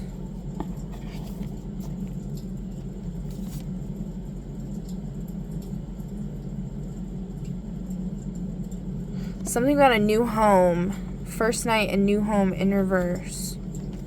I don't know. You put it together yourself. Like, I'm not sure. Alright. Put the pieces where they fit, okay? Alright, number 3. Opportunities gained or lost. Person versus person stakes. Opportunities gained or lost. Opportunities.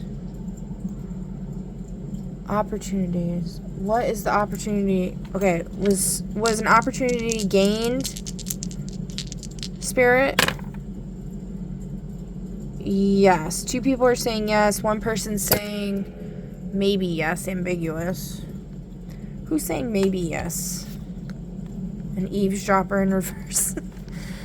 What else about them? They're a golfer. Okay. Yeah. Alright. So, opportunities gained. So there's an opportunity that was gained. What is this opportunity?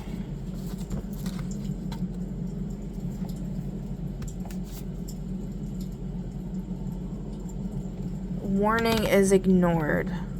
Somebody ignored a warning that you may have given, or that somebody else gave, and that's presenting an opportunity for you, because once somebody ignores a warning, and I'm looking at this book called, my eye was just drawn to The Knowledge, How to Rebuild Civilization in the Aftermath of a Cataclysm.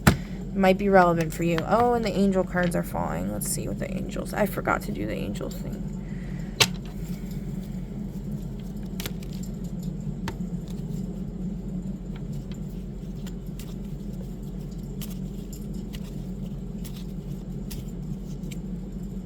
Intention.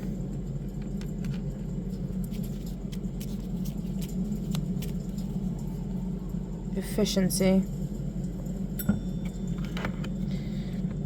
I think like the time is up or whatever, and warnings have been given out, and this and that, and it's like, okay, like, there's something called contingency plans. I think a lot of these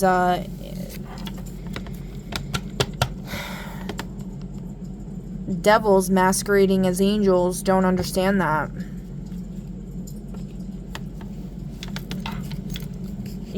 These people trying to keep everybody trapped and stuff like that in hell. They don't understand that. Forgot to pass information along in reverse. Exactly. The warning's been given. The information's been passed along. And they're still not listening.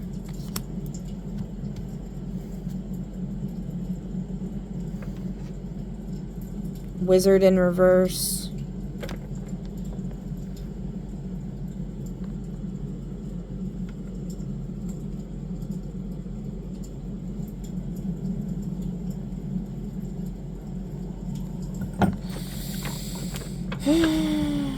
Okay.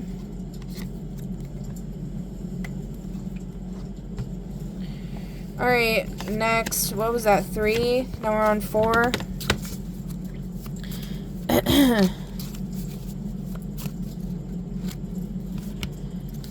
You got a better, healthy, psychological, professional, or physical life, person versus person stakes.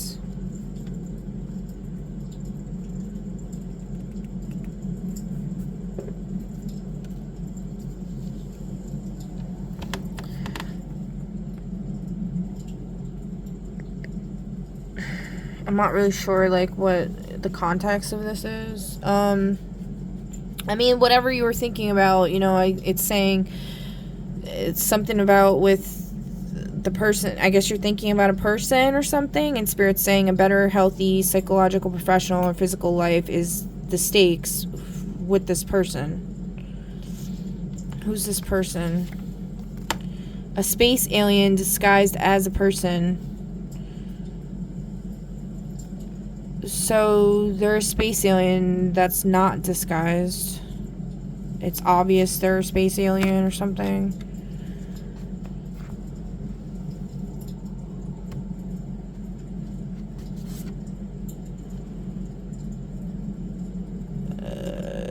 Police officer.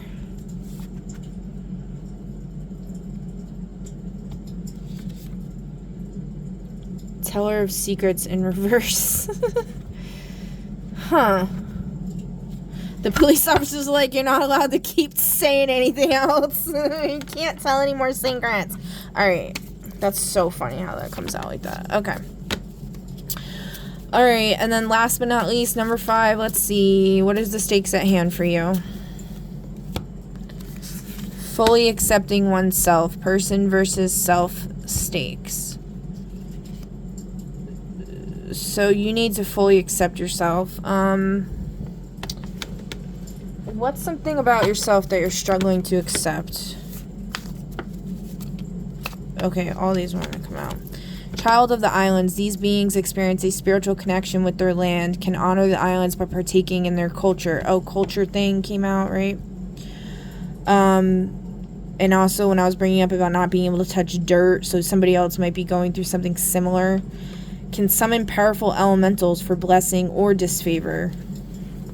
Clumsy, these beings tend to fail more often at physical activities and tend to laugh at failure instead of becoming upset. So yeah, like fully accepting yourself. You may be clumsy.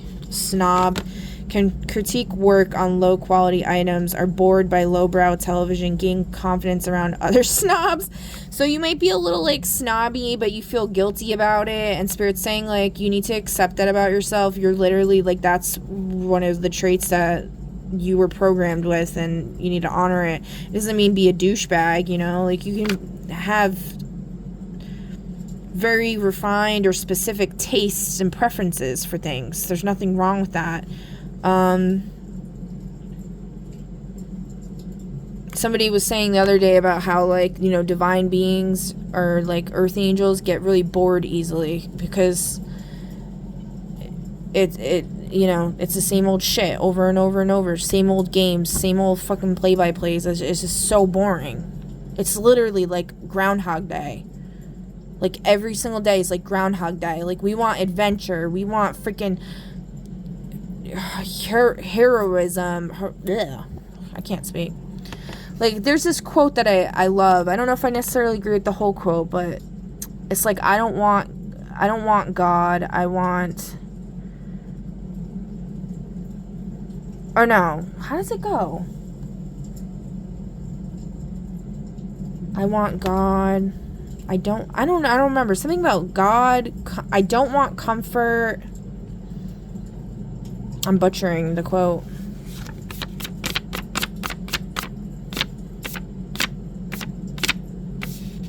I want real danger.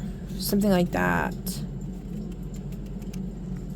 I mean, there's the whole thing like no gods, no masters. Realizing the God is within you. That you are God. Everything around you is God. We're all interconnected. We're all intertwined. All there is in reality is consciousness. Focused into the material realm, which is like kind of like what this is talking about. Material world, work, Zetifareth, beauty, harmony, balance, integration. So I can't believe I can't remember that quote.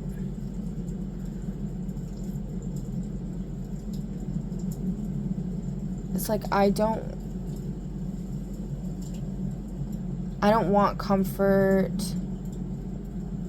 I want poetry. I don't know, guys. I don't remember. Just look it up. You'll figure it out.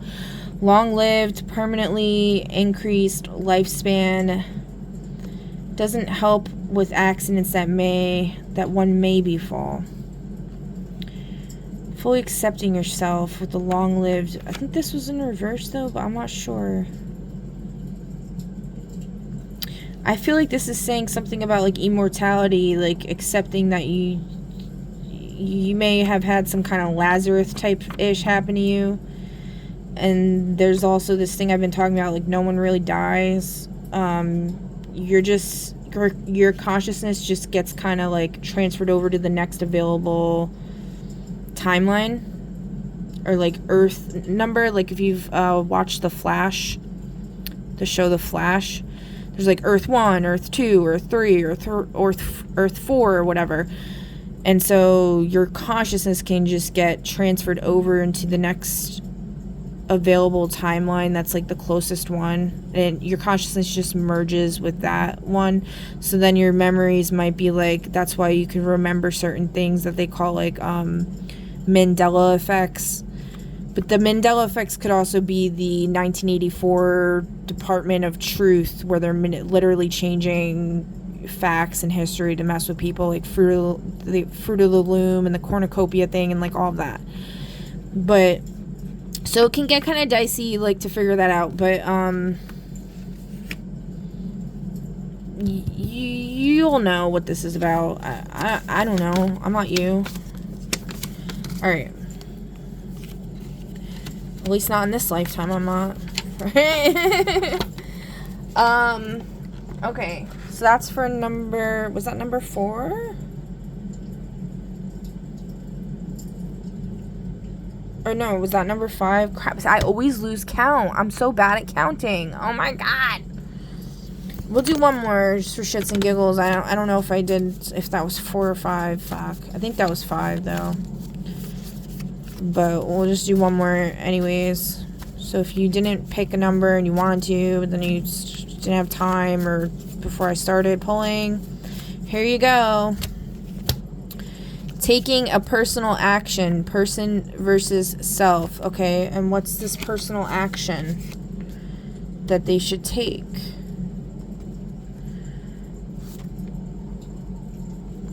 Not resting. Not being in a rest area.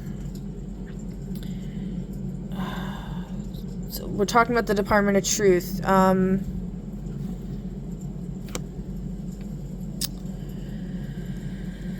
Covering up something.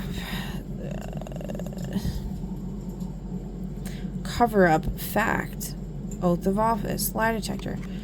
There's some type of lie about sex. About life and sex after death. This is like Scorpio energy, and something with a gravestone in reverse, not dying, secret society in reverse, outer space in reverse, book in reverse, espionage in reverse. A lot of reversals here. Oh, there's the wizard casting illusions over the world.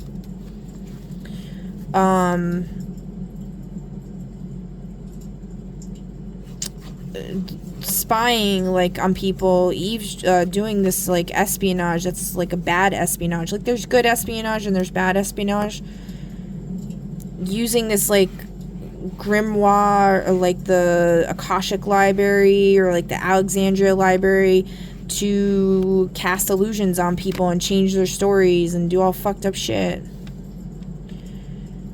Something about spaceships. This got me thinking about since we're talking about Umbrella Academy a lot, the main character, the alien dad guy, Mr. Hargreaves or whatever. Yeah, this like secret society that's in reverse. Like there's good secret societies, there's bad ones. This is a bad one. This wizard's a part of it. Gravestone in reverse is like somebody, like your family, thinking you're dead, but you're really not. They just transferred your consciousness into another body and then erased your memory. Reincarnation, yeah, like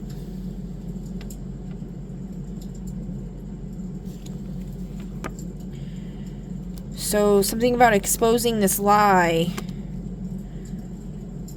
There's also something a reader was talking about, how they cast illusions about people having sex with others when they're really not. They really didn't.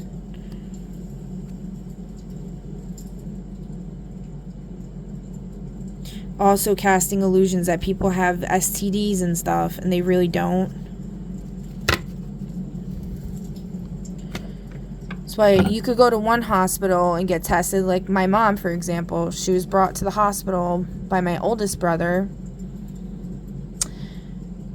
St. Mary's, and they said she was fine, but she needed a mental health evaluation. She wasn't fine like mentally. Then he brought her to another hospital, the hospital I was born at, actually, Chilton Hospital, and they told her that she had stage 3 or stage 5, whatever one's the worst, fucking hell, cancer, and that she was not gonna survive. And they took blood and all that other crap at the other hospital, but like, yeah, okay. And then they gave her a dose of chemo, and then she passed on like a couple days later. It's just a bunch of BS. Or she passed on like very shortly after that. Like that's what did it for her. She was just like brokenhearted, and she literally went through so much fucked up shit. But at the same time, like a lot of history and stuff that were told about her family and things like that. It could be lies. It could be plots and schemes.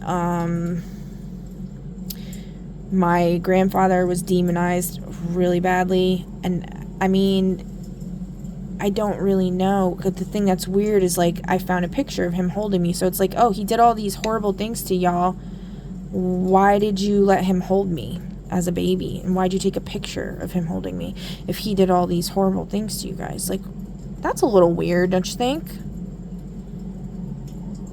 And then my aunt that got their house by the lake, which, you know, that was Big Manya, has like basically avoided me and hated me my whole life. Kept unfriending me on Facebook and just acting really weird towards me.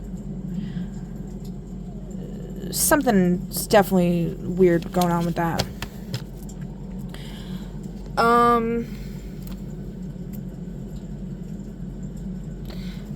And then the other thing too is, like, I remember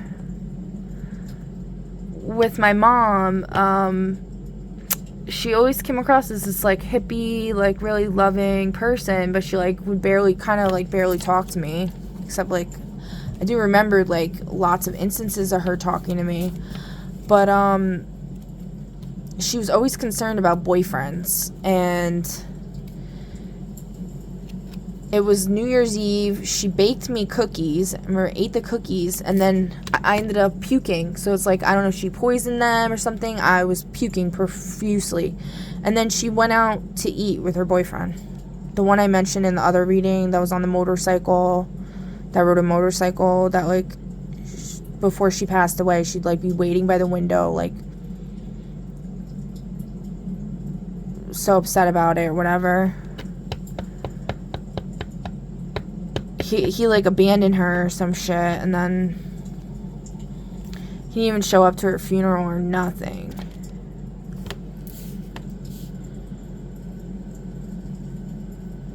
This just came up. Death, psychological, professional, or physical. Person versus the supernatural stakes. And then there's the whole thing with like how I've never really had any conversation with her since she passed on.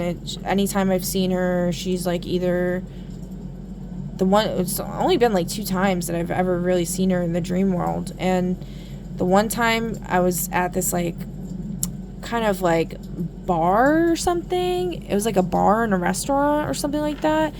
And there was like an outdoor, it was like up these stairs, and there was like an outdoor deck, covered deck thing with like all these like cabana kind of style, bluesy kind of vibes though, but also like Hawaiian kind of vibes. I know, it was weird. And this person from that I used to watch from like Off-Grid Adventures on TikTok was there. He was sitting at a table, and then he was talking something about trying to remember. Wasn't even talking to him. He was talking to, like, some other people. I was standing, like, so say, like, they're over here sitting, and then I was standing over here, and I was talking to somebody about, I think it was my mom. Something about parasites, and because I always, like, wanted to save her and stuff, and, like, I think I was trying to tell her, like, you know, you could just take a parasite cleanse or something, and then the cancer will go away or whatever. And then she, like, kind of ran away, and then I tried going after her. That's what happened. And then the next day, like, in real life, that person that I mentioned at the table brought up about parasite cleanses. I was like, this is so weird. So anyway, then, so she went, so in the restaurant, you go inside, and then there's, like, an elevator to the left. There's the bar and, like, an elevator, and the elevator was out of order or something was wrong with it. I don't know. And they told me you can't go up the stairs. She, like, went up the stairs, because the stairs card keeps coming up a lot, like the Stairway to Heaven. I was thinking... Alright, sorry, I got interrupted. So anyway, and then, like, I was not allowed to go up the stairs. I couldn't go up the stairs for some reason. I don't remember. There was nobody blocking me or anything like that. I just couldn't go up the stairs. I don't know what it was. It was weird. And then the only other time was I was riding a bike, which I've had several dreams about me riding a bike. And I met up with my mom, and then she told me she can't talk to me or she'll get in trouble. That was, like, before this one. I don't know. Whatever. Anyway, this may be, you know, relevant for somebody. Maybe you're experiencing something with your parents. There's some weird stuff going on where the history that you've been told is not accurate. Now, my mother never told me any of the messed up stuff about my grandfather or anything. She was a pretty quiet person. She really didn't talk about much to me. The only thing I know, like, she would just tell me, like, little things, like,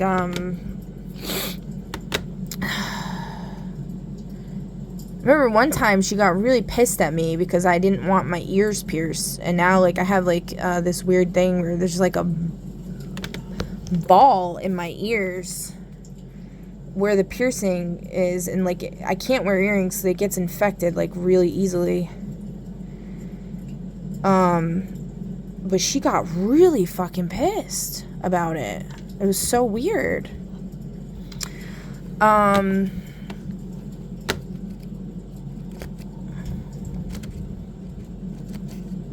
Another thing, she got me, like, a life-size Barbie doll. And I didn't like it. And I was, like, kind of talking shit about it to my friend. And she was in the other room with her boyfriend.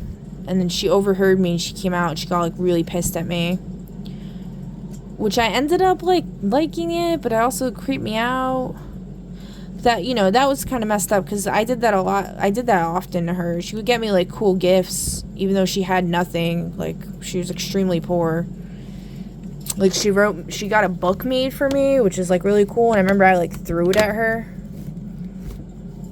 But, like, I don't know the intention behind these things, like, you know, because I don't like dolls, and also this whole thing with the fairy tales, with the curse and the fairy tales and all of that, if you've been following along.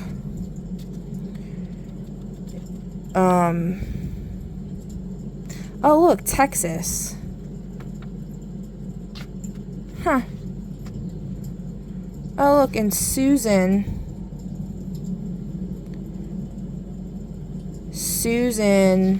was the name of my sister that passed away. One sunny day, Tyler Lynn Nestinger, age 5, was strolling through a park in Lincoln Park, New Jersey. Beautiful red roses were blooming all around her. The roses reminded Tyra of the story Ariel, Mandy, and Dana had once read to her. It was funny because, like, when I met my kid's father, like, I knew him before I met him, like, as far as, like, because I went to middle school with his sister.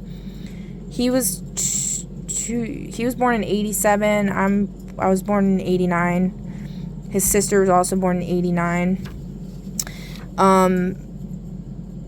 So I knew of him, but like I didn't know him until I was like 19.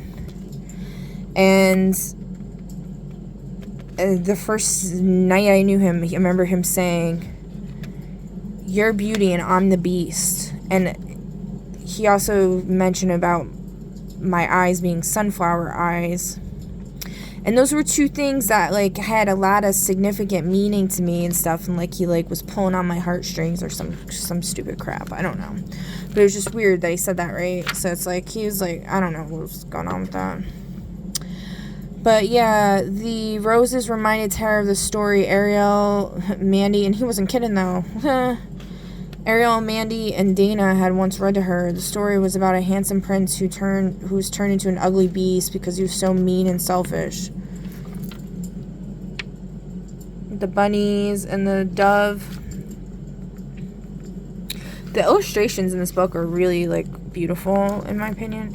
While gazing at one rose, Tara instantly found herself inside a mysterious castle courtyard. From a distance, Tara could see Beauty pick a lovely rose blossom. Suddenly, a frightening voice roared loudly, "Beauty, I will punish you for stealing that rose from my garden. You must now stay in my castle forever."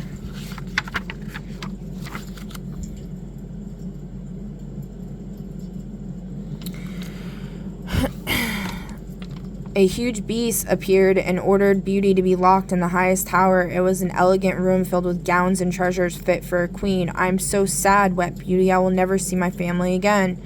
Tara heard Beauty crying, and in a snap was in the tower room next to Beauty. Tara whispered, "Do not cry, Beauty. I am your friend and will help you find true happiness."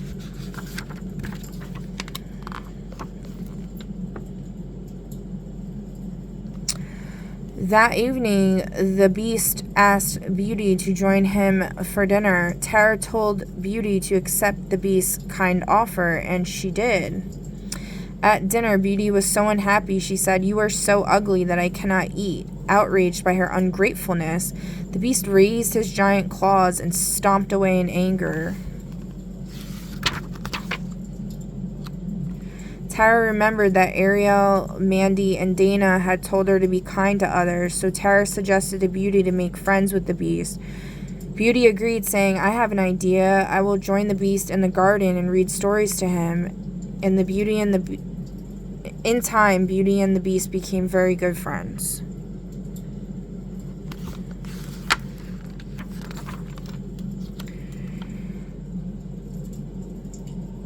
Illustration, the peacock feathers are like portals.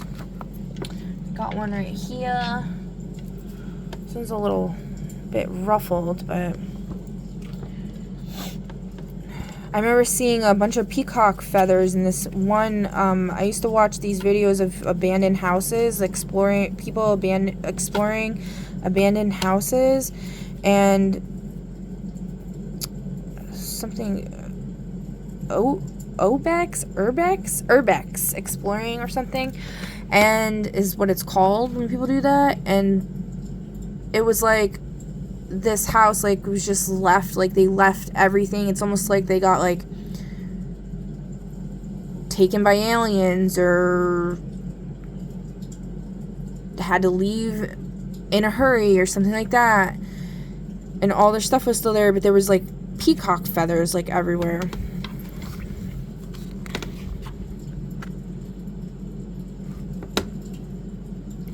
What is this on his belt? Is that like a key?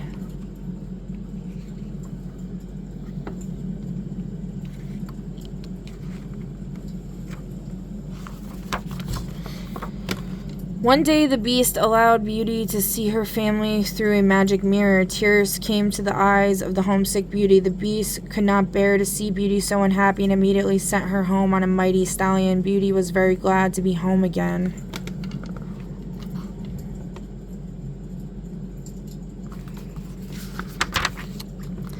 One day Tyra came to visit Beauty. She brought the magic mirror and said, "Beauty, the beast is dying and only you can save him." Beauty gasped when she saw the sick beast and cried out, "I cannot allow the beast to die. I must go to save him."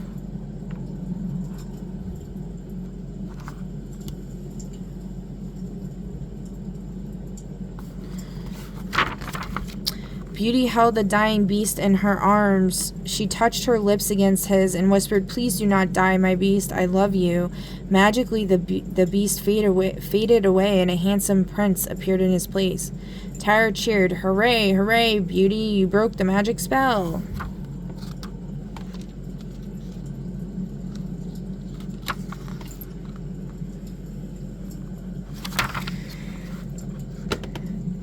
The happy couple said, it kind of looks like Brad Pitt. The happy couple said, "Tara, thanks to you, we have found true happiness. Please stay with us forever." Tara replied, "I promise to visit you again, but I must return to my home in Lincoln Park, New Jersey." As Tara waved goodbye, she thought, "I can't wait to tell Ariel, Mandy, and Dana about my adventure with Beauty and the Beast." I don't even know who Ariel is. I know Ariel is like an angel, though. This one reader I used to watch a lot. I deleted my TikTok app from my phones. I'm taking a break from TikTok because they kept blocking me and shit, so they were pissing me off. But there's this reader that goes live a lot. His name's like Michael. I don't remember his thing, but he has this poem that he like reads to his daughter, and he reads it out loud a lot to the audience, and it's really sweet. And he talks about the angels, and his favorite angel is Ariel. But I don't know who Ariel is, like, in my life. Like, from when I was a kid, I don't even remember anybody named Ariel. Mandy was my cousin that I've mentioned several times. And the one with the Hawaii thing. And then Dana is my other cousin. Dana's also the name of the girlfriend that my kid's father died on her hallway floor outside of her bathroom, overdosed. So that's a little weird. Anyway, story time's over. Okay. So maybe somebody will gain something valuable from that. That it's not intended to invite anybody into my life. I'm not divulging all this information for anybody to think you're my friend or think this or think that about me.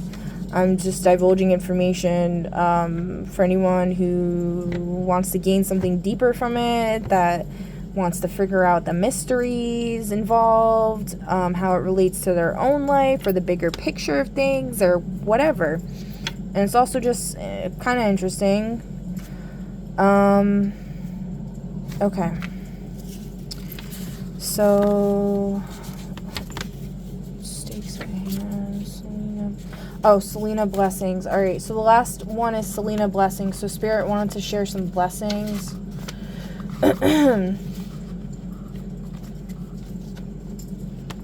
How many do you guys want to? We got 6, 1, and 3. Recent immigrants. A patient. A zombie in reverse. That doesn't help. What? I mean, I guess we'd probably want a zombie in reverse. A patient. I don't know. A dog in human form. The person nobody will talk to. The person everybody talks to. The soap opera addict.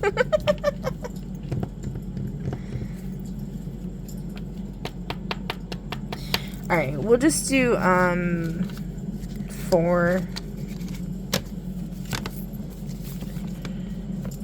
Or we'll do 5. We'll do 4. My brain can't handle anymore. This is such a long reading already.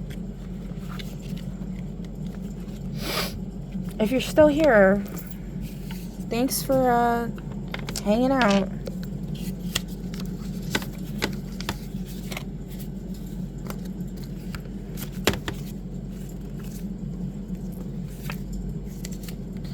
Values, I don't know. Where? Okay.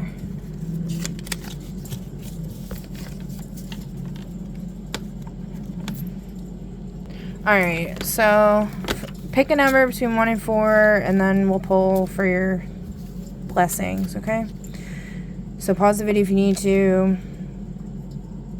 Alright, number 1, your blessing is White Moon Aries, has cultivated courage, was perhaps a noble warrior in a past life who bravely defended, or in this life, who bravely defended their homeland or even sacrificed their own life, therefore bringing that courage to future lives.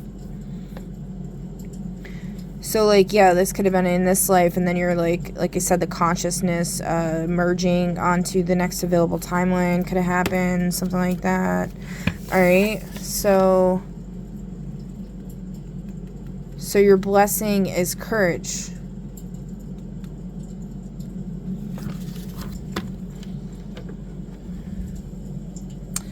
And something about being, like, psychic, I guess?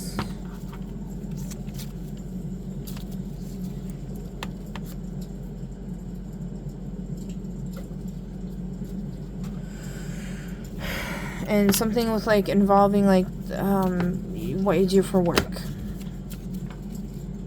So, number 2, White Moon Libra, sense of justice, harmony, and beauty. They were a great peacemaker and loyal partner, so they succeeded in partnership and can handle legal matters and contracts due to their excellent skills in this area. So your blessing is being able to handle legal matters and contracts due to their excellent skills in this area. So you might even be able to watch court hearings and stuff and actually be a part of the jury without officially being a part of the jury. You know what I mean? Like on paper, but you're, like, in the spiritual sense, you're a part of the jury. Okay? Because that is a thing. That's why they say power to the people and such, you know? And why it's important for court cases to be televised. All court cases should be televised, I believe. Like, or it should at least be an option. A lot of people get denied that option. White Moon in Virgo. Number 3, White Moon in Virgo. Develop the virtue of duty and modesty. They may have been a doctor who saved lives or served via other avenues. As a result, they are worthy of good health or have the qualities of a healer. Very cool. Alright, and number 4.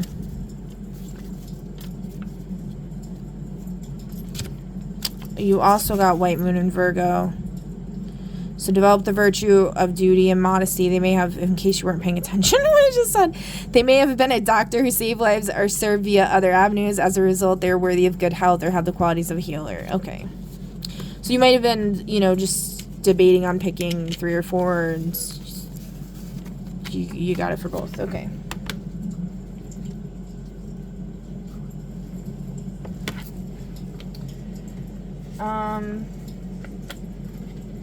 Alright, so that's everything for that. Now we're going to do the powers reveal, and then we're done. So hold on. Alright, so pick a number between 1 and 5, and then I will see you at your reveal. So pause the video if you need a minute to decide. Alright, number 1. You got number 3, Moonveil, which is pearl white, lunar gray, and deep navy. So I feel like I might have done this already. I didn't check off some of them when I did them. I hope I didn't do this already. It like kind of sounds familiar, but it also doesn't.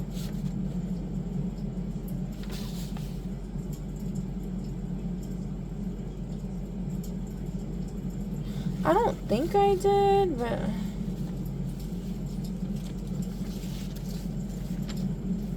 alright, well, whatever. I don't think I did, but we'll see. Moonveil. Okay, so your name is Moonveil. Your colors are pearl white, lunar gray, and deep navy. Regardless, maybe, like, you know, there's some twin energy going on out here, and some people need to have double of it, or, you know, people aren't going to be able to receive the message from the other reading I did or whatever, so then it has to, I don't know. Everything works out exactly how it should, and from what I've witnessed, I guess, at the end of the day.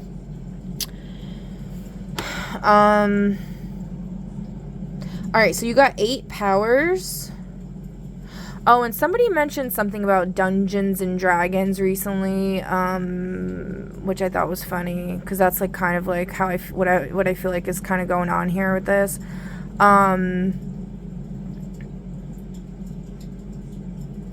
And it's funny because the JR I mentioned was like very into that. And also, my therapist, I wanted to bring this up, so thank God I just remembered this. My therapist, God and Goddess, by the way. we're not sexist over here.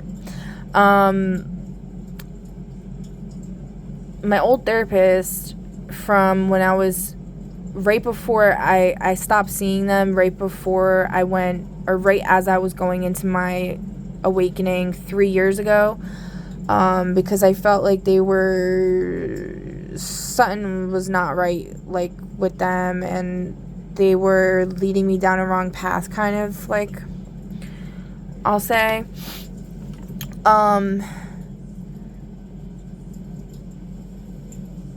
Should I say they're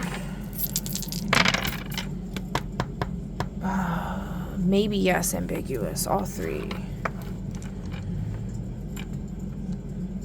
So their last name was Bells. And they asked me about, they play Dungeons and Dragons. They reminded me of the person I've mentioned before that looks like the villain in the latest season of One Piece, the hippo guy or whatever. And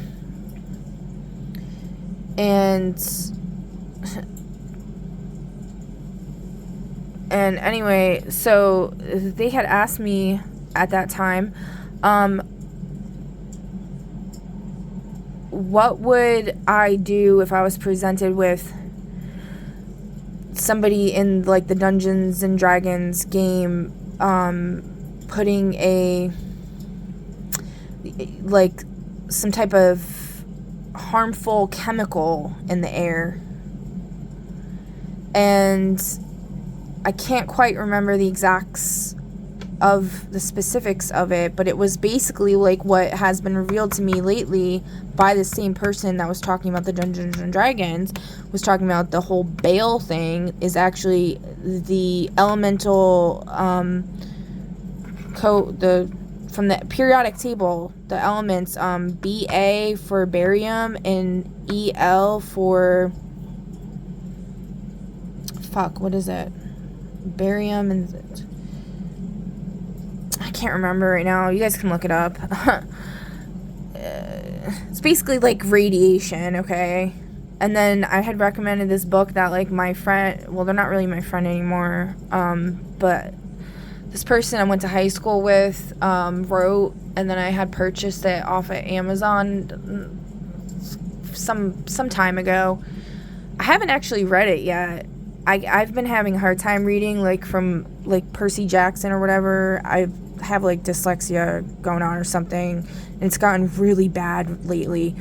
I'm having, like, a really hard time reading and stuff, text and stuff like that. And like I said, I feel like somebody's doing, like, a scrambling thing with my brain. But anyway, I'll flip to pages and stuff like that. And I know there's something in there about radiation and they're using it to control people. So anyway, this therapist brought that up, and I found that really funny, or really weird, because I'm thinking about this whole thing where they're releasing the barium and I can't remember the name of it. Whatever the other chemical compound is. And essentially what they want to do is light the world on fire. Like the song that plays in Fallout a lot, but it's like, I don't want to set the world on fire, I just want to start a flame in your heart. Yeah, so there's something like going on with that. Oh, I think it's barium and aluminum. I don't know, guys. Just look it up if you give a shit. All right. So, and I think I said something about like